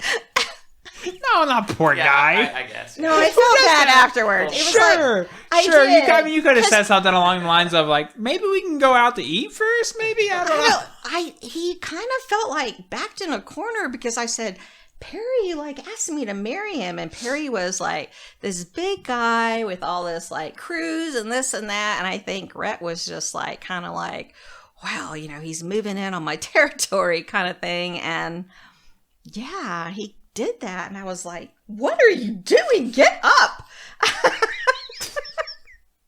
Get up. You're embarrassing me. What'd he say? And he was like, well, and he's probably like grabbing mashed potatoes. And he's just like, and I'm just like looking at him getting some food and stuff. And I'm like, what are you doing? He's like, I know Perry wants to marry you, but I want to marry you. And I'm like, what? So I knew him maybe. I met him on Halloween, October 31st. We got married on February 22nd. Okay. Do that math. Pretty quick. Yeah. It's okay. My parents got married in 6 months, and they're still together. Yeah, so it was great. Like, he was a great stepfather to my kids. Like, his parents were amazing. Just like he was everything. He reminded me of my dad. I remember he sat me down. He goes, we're going to have disagreements during our marriage, but we will never, under any circumstances, ever fight in front of the children. And I was like, okay. So it was just like, wow, this is great. Like, this reminds me of my parents, this is the real thing. And it was. And, you were talking about Whataburger the other day, and on one of the podcasts, Whataburger, between Whataburger and In-N-Out? Yeah, with Evan. Yes. Evan. And he actually started, like, we both worked at Dell for a little bit, and then he got an offer to be a GM at a Whataburger, and he's like, they're going to pay me so much money, but do I want to work at Whataburger, Rebecca? And I was like, I know, the stigmatism, right? And he was like, but they're going to give me so much money and this and that. And like, I'm going to get bonuses and all this. He didn't know anything about the restaurant industry. So I said, just do it. You know, who cares? And Whataburger was a great company to him, which he learned everything from Whataburger, which led us into Sonics. Yes, which is where I want to get to. Boom. All right. The fun part. Mm-hmm. So get to the Sonics. Yes. So back in the day, Sonic, they weren't corporations; they were owned, franchises. And Rhett got a job. Like, he would go and find the locations, right? Scout it out, watch it build from, ground to the restaurant. He would hire all the people. He would train all the people. He would get everything up and going. And then he would go to the next one. That's what he did. And for that, they loaned us money to become part owner. Yeah. And so we started with one, and then over like 15 years time, we got up to 7. And it was an amazing business. He was gone all the time though, because literally we had one almost in Waco, Colleen was our biggest store. That was our moneymaker. Taylor was the worst. Like, there was just no money in that. Like, you're lucky if you could afford to pay the mortgage. So we were partners with like 4 other people. And we slowly worked it up to 7, and it was pretty amazing. Money was just like, flowing. And I worked as a pharmacy manager while he was doing that. So I didn't have my hand in all that stuff. Those were his projects that he did. Sure. Because I had a full-time job, a really hard job managing a pharmacy, which I did for 13 years while he was doing the Sonic. So it was a very lucrative business. They're not running that way anymore. And I've noticed that when I go to Sonics now, they're just like, really just not even the same. They can't even staff them. It's just a whole different ballgame. Yeah, Once they took the incentive away from being a partner in Sonic, because when your bottom line depends on what you're going to get paid from that restaurant, when they take that away, there's much more incentive to keep the place up and running. Like, surveys were important. Like, Rhett would go around doing surveys everywhere, and he was super serious about the job. And Colleen got super busy that we got my eldest son Brandon to run it. He was probably 26 years old at the time, and he just made so much flipping money. Like, yeah, I don't think he knew what to do with it. Oh yeah, yeah. I had a 26. Yeah. Yes. Shoot. So y'all are doing pretty well at this point. Yes. Right. Yes. You're doing. We've talked about this before. Y'all were doing exceptionally well. I mean, you're making a couple mil. And what was that? So you went from being this struggling single mom with 4 kids. Yeah. To not necessarily quickly, but over a period of time, you went to being a fairly wealthy person, making more money than most people will ever see in their lifetime. Yeah. What was that transition like? It was, like, I was the same then as I am now. Sure. I've always been a very generous person. So, to me, it made me happy to, my kid needed a new car. My kid needs a lawyer. I want to take, 15 people skiing, just all, that's what I did with money. Like, it made me happy to do stuff for people who couldn't do it. And that was, I lived in a normal home. Like, I didn't have this super fancy rich home or anything like that. To me, it was like doing for other people, and I always put my boys first, even before my husband, which on hindsight, was probably a mistake. I've heard. Yes. That's an interesting concept. Stop Yes. it there for a second, because I want to dive into that for a little bit, because I think a lot of people, natural inclination is when they're in a relationship and they have kids, the kids should come first. Yes. But it's really not supposed to be that way. No. The spouse comes first, in which creates a happier household, in which then enriches the kids. Yes. Putting the kids first puts stress on the relationship, which then Yes. tears y'all apart, which then ultimately is worse for the kids. Yes. I don't think a lot of people really understand that concept. And I didn't understand it either until I was put in those shoes. Yeah. Now I understand. Mm-hmm. So yeah, I always put my kids first. That's what my mom taught me. Sure. And then as I started like figuring things out, I was like, okay, he's my kid, but he did wrong. So no, I'm not going to back him up. Where my parents were more like, why aren't you backing him up? That's your kid. I didn't feel that way. I was like, if he did something wrong, he did something wrong. If he's being an asshole, he's being an asshole. Like, it doesn't matter that he's my child. You know, if he's wrong, he's wrong. And I got a lot of flack from my parents, sisters, because they didn't understand that. They felt that I was too strict about that stuff.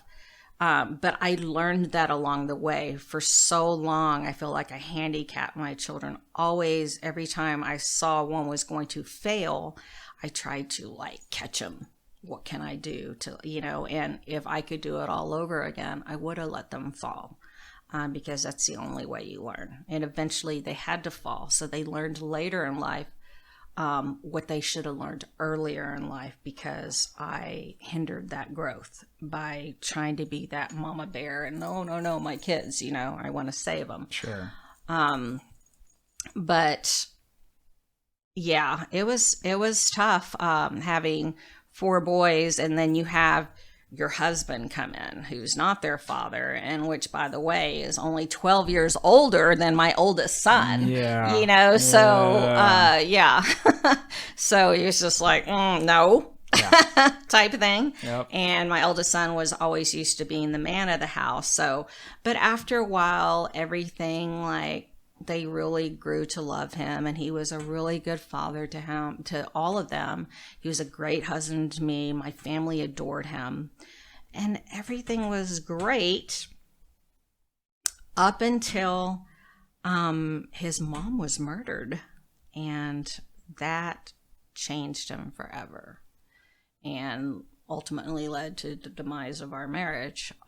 His mom was a psychologist, and to this day, the case is still open. She had, in Beaumont, they have those historic homes, and her office was in one of those historic homes. And so she dealt with sex offenders. So really the scourge of the earth, like they'd done really, really bad things. And there was no forced entry, but so she knew the person. The person came in, took a fireplace tool, hit her over the head, and then took her upstairs and filled the bathtub up and then drowned her. They found her like 3 days later.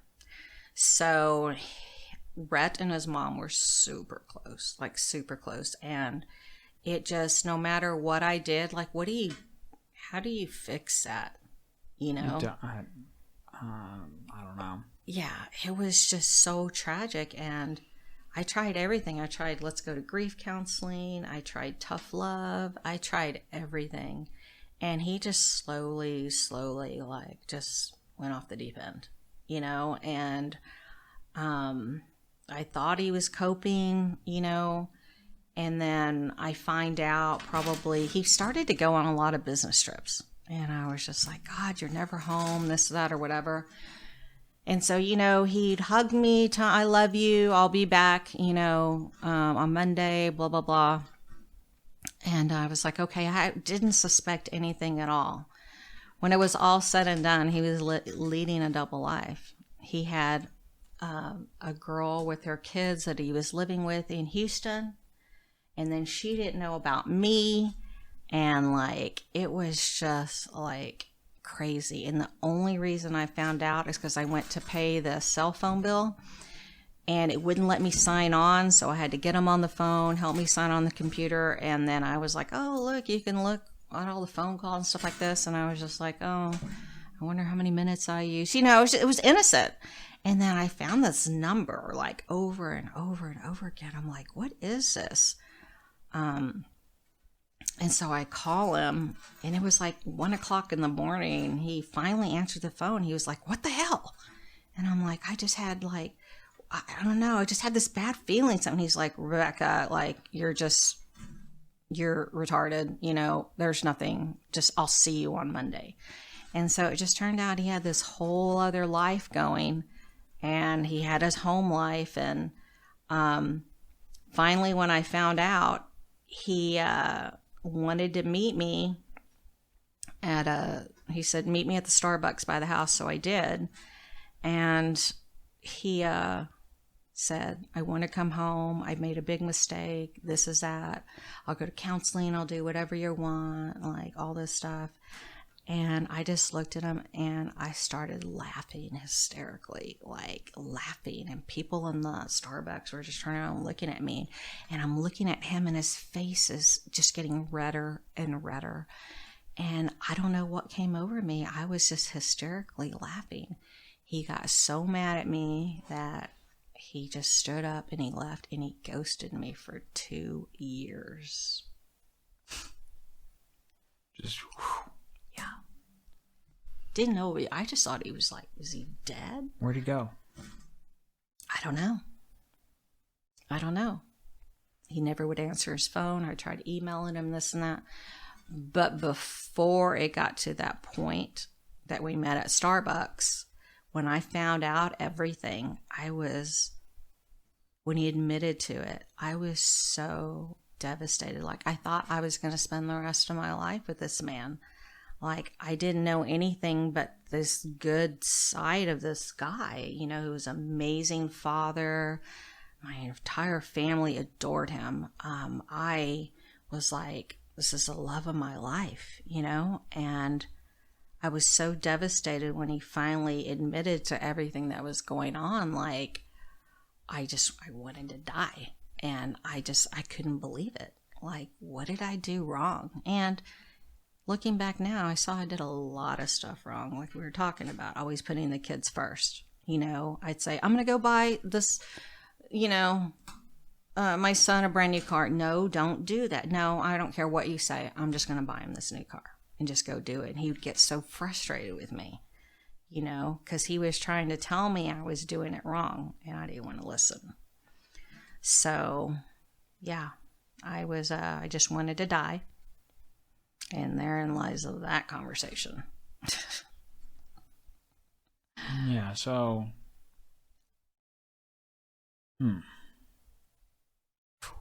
What a crazy story so far. Yeah. Yeah. I mean, from your mom packing y'all all up, grabbing the dog getting just from like, I think that's like the tipping point of the story. It's like your mom's breaking away. You're like, oh yeah, go mom. And then the dog gets hit by the car. And it's just like, oh. Yeah. This is like that perfect, just up and down, constantly up and down roller coaster life. Yeah. Like a legit roller coaster. You're going as high as possible, and then you've just come down as low as possible. Yeah. It's crazy. Mm-hmm. How do you just continue to move forward? Like, how do you... I didn't think I could move forward. I didn't. You know, I had, before we met at the Starbucks, I had him on the phone. I'm like, how could you do this to us? How could you do this to me? Like, I just want to die. You've taken everything away from me. Like, I thought we were going to grow old together. You know, you're the love of my life. And I remember I had lots of guns in the house, and I remember having him on the phone, and I told him, I'm going to teach you. While I have you on the phone, I'm going to shoot myself, and you live with that for the rest of your life. And just not thinking straight, you know? And I remember picking up the pistol, and I'm crying, and I have the cell phone to my ear, and I have the gun to my head, and I'm kind of like, I'm crying. I'm like, I can't believe you did this. I'm just kind of hitting myself on the side of the head with the gun.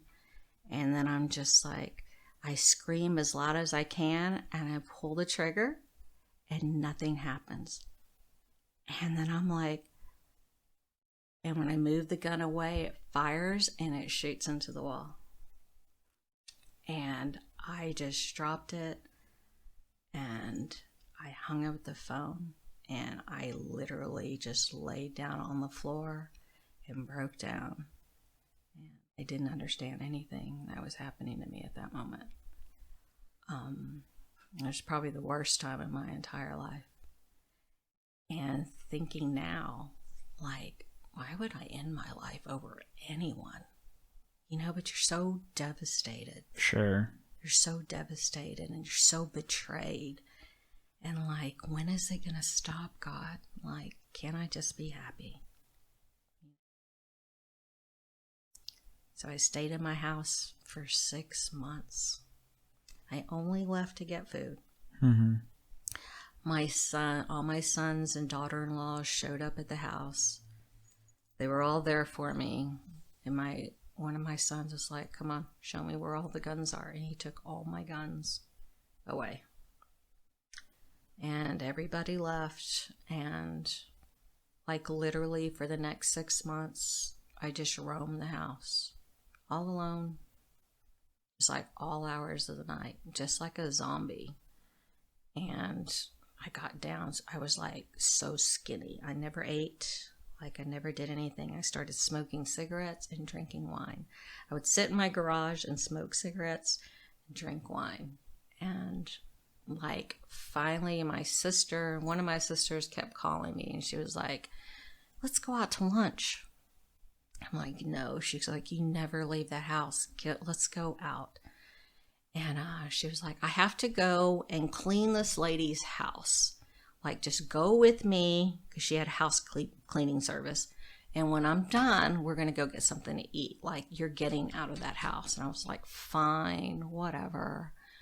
So we go to this lady's house in Pflugerville, and she cleans the house. And at the very end, she tells this lady, thank you so much for letting me clean your house, but I won't be able to do it any longer.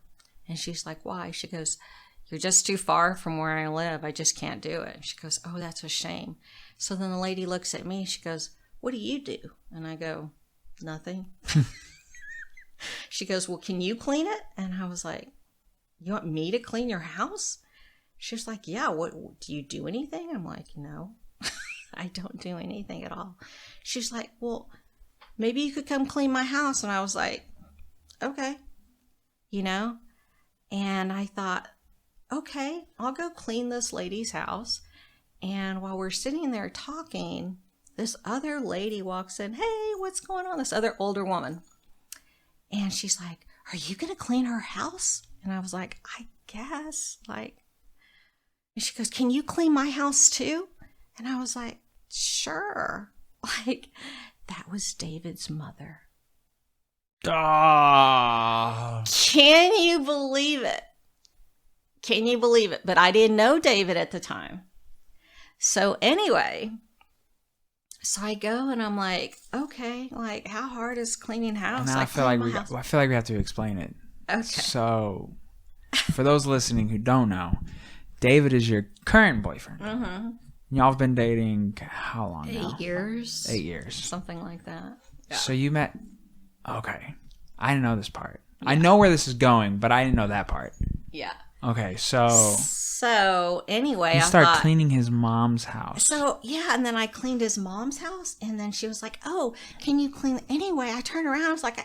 10 people wanted me to clean their homes, like, and I just think it's so funny because these people know nothing about my life. For timeline purposes, where are we at right now? I don't know, like 2012. Well, I'm saying, like, how old are you? Like, where at this point? I'm 50. Okay. Yeah. Okay. I'm like 50 years old. So about 2012. So it's about 9 years ago. Yeah. Okay.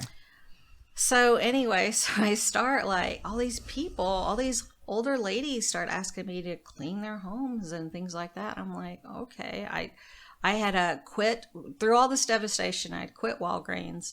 I was just like so broken, you know. Sure. I didn't want to be around people. As most people would be. Yeah. And so I was like, okay, well, at least it'll get me out of the house. Like, they don't need to, you know, they know nothing about my life, my past, nothing, you know. And I told Jeffrey this story. We were laughing at work. I was like, can you believe David thought I was a maid? And he's like, well, you were, Rebecca. And I'm like, yeah, but wait, you don't understand. But I mean, there's no shame in that. So anyway, well, I'd never like done anything like that before. Sure, you know but what I'm there's no saying? shame in that. Like, you know. So anyway, I started cleaning all these people's homes, and then I remember David's mom came up to me once. She was like, Rebecca, I really can't afford you anymore. Do you think that you could just come over maybe every other week or something like that? And I was like, I'm a nice For free? And no, she was like, and I'll just give you like half. And I was like, let me think about it. Because if I get a full-time gig, I don't know. And she goes, well, just until you get a full-time gig. I was like, okay. So I called my niece, Paula, who's very spiritual. And she said, I know you don't want to help this person because it's not a full-time gig. She goes, but for some reason, you need to stay there. And I'm like, for what reason? She goes, I don't know. Promise me you'll give it a month. I was like, okay. You know, she's very like intuitive and all this. I was like, fine, whatever. Sure. So I go and I'm cleaning her house, and Lord and behold, there's a knock at the door. And she was like, oh, David's here, David's here. So he goes and lets her in, and he's like, oh, hey. And she goes, oh, this is Rebecca. She's my housekeeper. And he's like, oh, hey. And he meets me. Like, we shake hands and stuff. And they're like, okay, you ready to go, Mom? They leave to Dallas. They're going to visit his brother. So it's so funny because he's on the way there. And he's like, so, Mom, tell me about your hot maid. Like, tell me about her. Like, where did she come from? And she's like, oh, yeah, she's Rebecca, blah, blah, blah, and all this stuff. So maybe like 2 months go by. And she calls me. She goes, David's coming into town. He doesn't know anybody here. And I was like, well, if he wants to go get a drink or something, I will. You know, I was trying to be nice, you know. And she's like, okay. So I get the call. Oh, he's over at Hanover's in Pflugerville. And I said, okay. I had just come back from the gym. And I was like, okay, fine. Let me shower and I'll go. And I walk in and I see him sitting at the bar. And I walk up to him and I sit down. And I was like, hey. He's like, hey. And I said, do you want to do a shot? That was my opening line. I love it. I love it. Yes. And he said, you had me at, do you want to do a shot? So, anyway, yeah, we just had like the best time. He left back to Maui. He had been living on Maui since he was like 25. Like, that was his home. Okay. And the next time we came back a couple months later, we go and meet up again. We get super drunk. We end up at one bar, we go to another bar. I'm doing karaoke, I'm singing, he's just laughing, we're having a good time. And his mom lives right down the road from the bar, so we don't want to drive, so we walk home, right? And we're laughing. He's like, you just need to stay here. My mom, she won't even know. She sleeps like a rock, you know. Thanks, Kay. Like, I'm talking about you. She sleeps like a rock. She won't even know you're here. And I'm like, are you sure? We're laughing, you know, like two little high school, like whatever. We're drunk. Yeah. We're just being stupid and stuff. And he's like, okay, you can sleep in the guest room and I'll sleep on the couch. And I was like, okay. So he gives me a t-shirt. I'm in a t-shirt in the guest room sleeping. He's on the couch. 2:00 in the morning, I've got to pee. So I'm very quiet and I go to her restroom. I use the restroom. I open the door and she's standing there. I'm her housekeeper in a t-shirt and underwear, and she's standing there.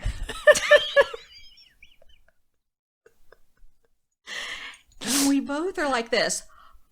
I didn't know what to say. And then she looks at me and she goes,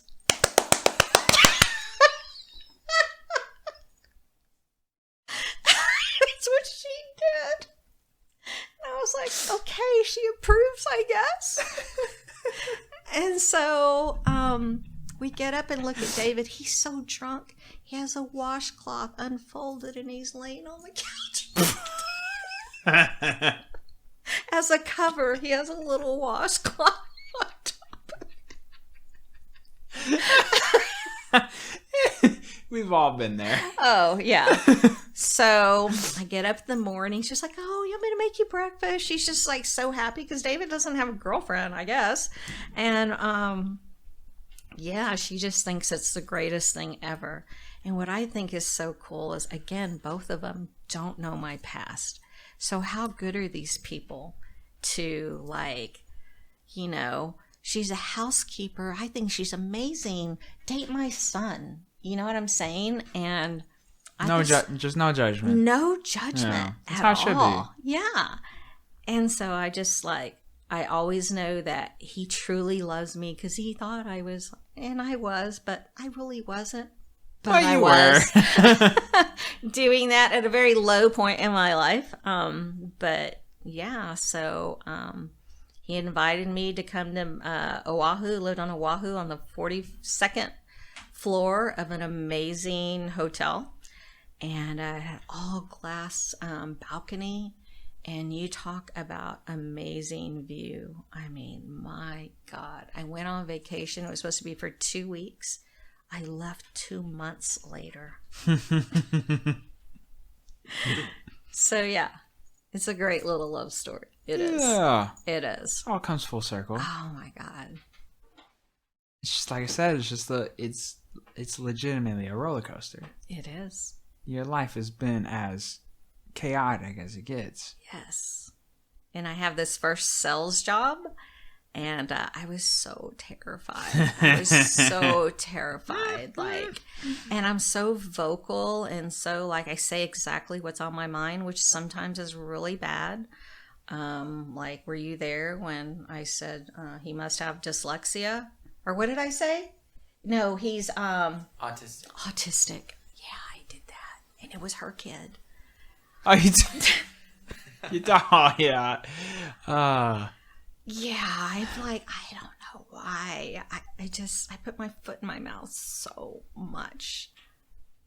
It's just who I am.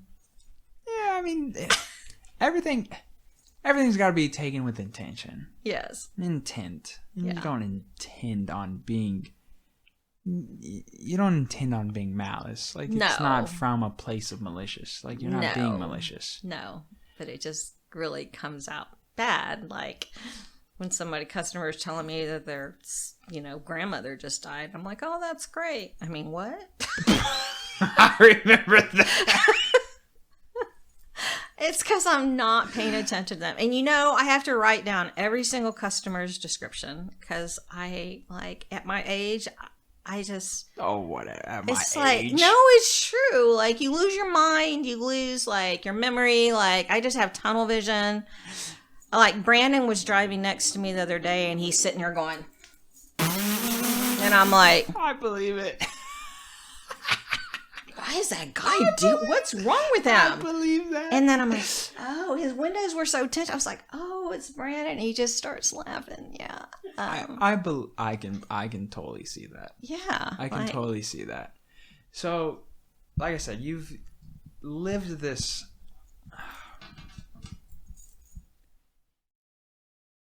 I mean, almost fascinating. It's fascinating. It really is fascinating because. Do you feel like the journey was worth it? Like, do you feel like that's kind of where I was going? Would you go going. back and change anything? That's kind of where I was going. Yes and no. No, because it made me who I am. And I think that even after everything I've been through, it hasn't made me this, miserable person, and I just... Yes, because I would have made better decisions and maybe not had to go down such a hard path. But, it is what it is. And I don't know, I wouldn't take away, being, 4 kids at 21, that was hard. But, I have great, great sons and they're great fathers. They kind of, I hope that I've instilled in them that even though they had a father that wasn't there for them, their biological father, that they went that opposite route, and they are amazing fathers. Some people, like, their father just took the route of his father instead of flipping it, So I think my greatest accomplishment are my 4 boys. They've net me 12 grandchildren. 12. Like, who can say that? Like, that's crazy. I was a grandmother at like 36.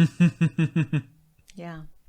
So a little behind as far as the professional world, but you know what? Like, while you guys are looking to climb the ladder and do all this stuff now, I've done that. Like, I don't want to work that hard anymore. I want to hardly work and make a decent living. Which we do. I'm not, everybody's like, I know our job is not that great, but it's such an easy job, and to make decent money. And I'm just... It's also not all that terrible. No. I got to take a step back oftentimes and be like, and I talked about this maybe last episode or the episode before.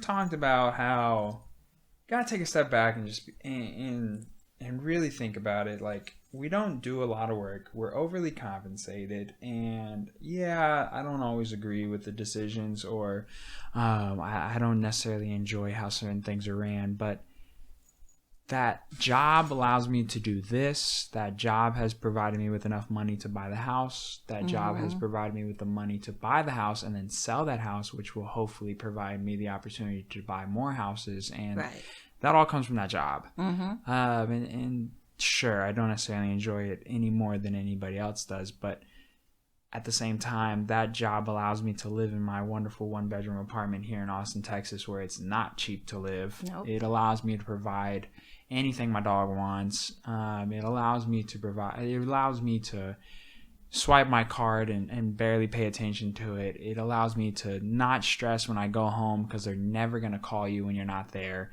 It allows me to do this. It allows me to train. It allows me to do everything in my life that I want to do.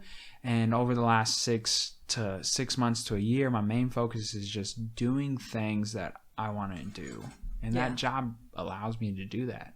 Yeah. It does. I mean, that job allows me to do the things that I enjoy doing. I enjoy doing this. I've enjoyed this. This has been so much fun. Like, I love getting to know. I definitely talked about this. I love just finding what makes people tick. Why are people the way that they are? I just want to understand everybody to the fullest. Like, I want to know what makes you make that decision, or what makes you think that way, or why do you think like this, or why is your opinion on this. Like, I want to know those things. Like, I want to know who you are. Like, what makes Rebecca Kendall, Rebecca Kendall. Like, I want to know that. I just find it all so fascinating. And oftentimes I just got to take a step back and be like, look, that job provides that for me. That job allows me to do this. That job has, like, the job we have has made me do a lot of growing up. Like, I had to get a thicker skin being in sales. Like, I was just so soft. A little bit. In the beginning. Yes. Tears and all. Yes. Tears and all. But I love everyone that I work with. We're like a family, and I see you guys more than I see my own family. Like, I feel like I hardly ever see David, and David is like my everything. I bitch and complain and stuff like that, but he's the one I want to grow old with. He is my dad, like, brought to me my good dad, my father, Joe. And now everyone adores David. Everyone, he brings my mom flowers all the time, and she just talks about it all the time, and he's so good to me. Like, he treats me like a princess, and I'm very, very lucky. And sometimes I take him for granted. I think we all do that sometimes, but I'm a very lucky woman to have him. Like, he's awesome. He is. He's awesome. He is. He takes care of you. He does. It's good. It's good. And so something hit me, right? During this podcast. You talk about how, like, you raised those 4 kids on your own, right? or you felt like you were raising them on your own. Even though you were married, you had the feeling that you were doing it all on your own. And it kind of hit me through the podcast, because for those who don't know, David does pretty much everything for you. He does. You're pretty spoiled. On I a scale am. of 1 to 10, it's like a 9.8. He does. I've not. With the exception of having a job. I mean, he pretty much does everything. He does. Like, I don't ever have to put gas. cooking. Yeah, put gas in my car. Like, I don't take the trash out. Like, but I do things He does. too. Yeah. I do Well, things no, hold too. on, hold on. This isn't a shot at you. No, I'm about to bring this full circle. I promise. It's not a shot. This is just something that kind of clicked halfway through the podcast, and I didn't really think about it in this light. Do you think that going through with what you went through, that doing all that hard work, going to school, working those jobs, raising 4 kids on your own, do you feel that all those experiences and doing all that on your own now kind of, how did I want to word this? Man, I had it in my head too. Like almost to the point where it's like you did all that on your own, and then now having someone kind of really take care of everything, you kind of embrace that. Like, you're like, damn, man, I feel like almost as if you deserve this. Like almost as if God put you through all of that stuff previously, all of everything you went through for the last X amount of years. Mm-hmm. And like, it's almost as if David is like that saint at the end. Yes. Like almost as if you've earned this. Could be. Right? It makes sense. Like you've earned it. Yeah. You went through all of this. You went through having this not very good sperm donor, to your mom splitting y'all all up, leaving for a year, to having 4 kids at 21 with a pretty useless father, to then marrying this picture perfect dude. Yeah. To him just going completely off the deep end from a tragic murder. Mm-hmm. Dealing with all that, putting the gun in your mouth, making it through that. And it's almost as if you earned David at the end. That's a good analogy. I like that. Yeah, that clicked halfway through. I was like, Yeah. I want to bring this full circle. So it's not a shot. It's not a shot at you. It's No, I get it. It's almost as if that's that final chapter in the book. Yeah. Like that's it. That's it. It is the final chapter. Like you're done. Uh-huh. You earned it. Yeah. It's beautiful. Thanks. I like it.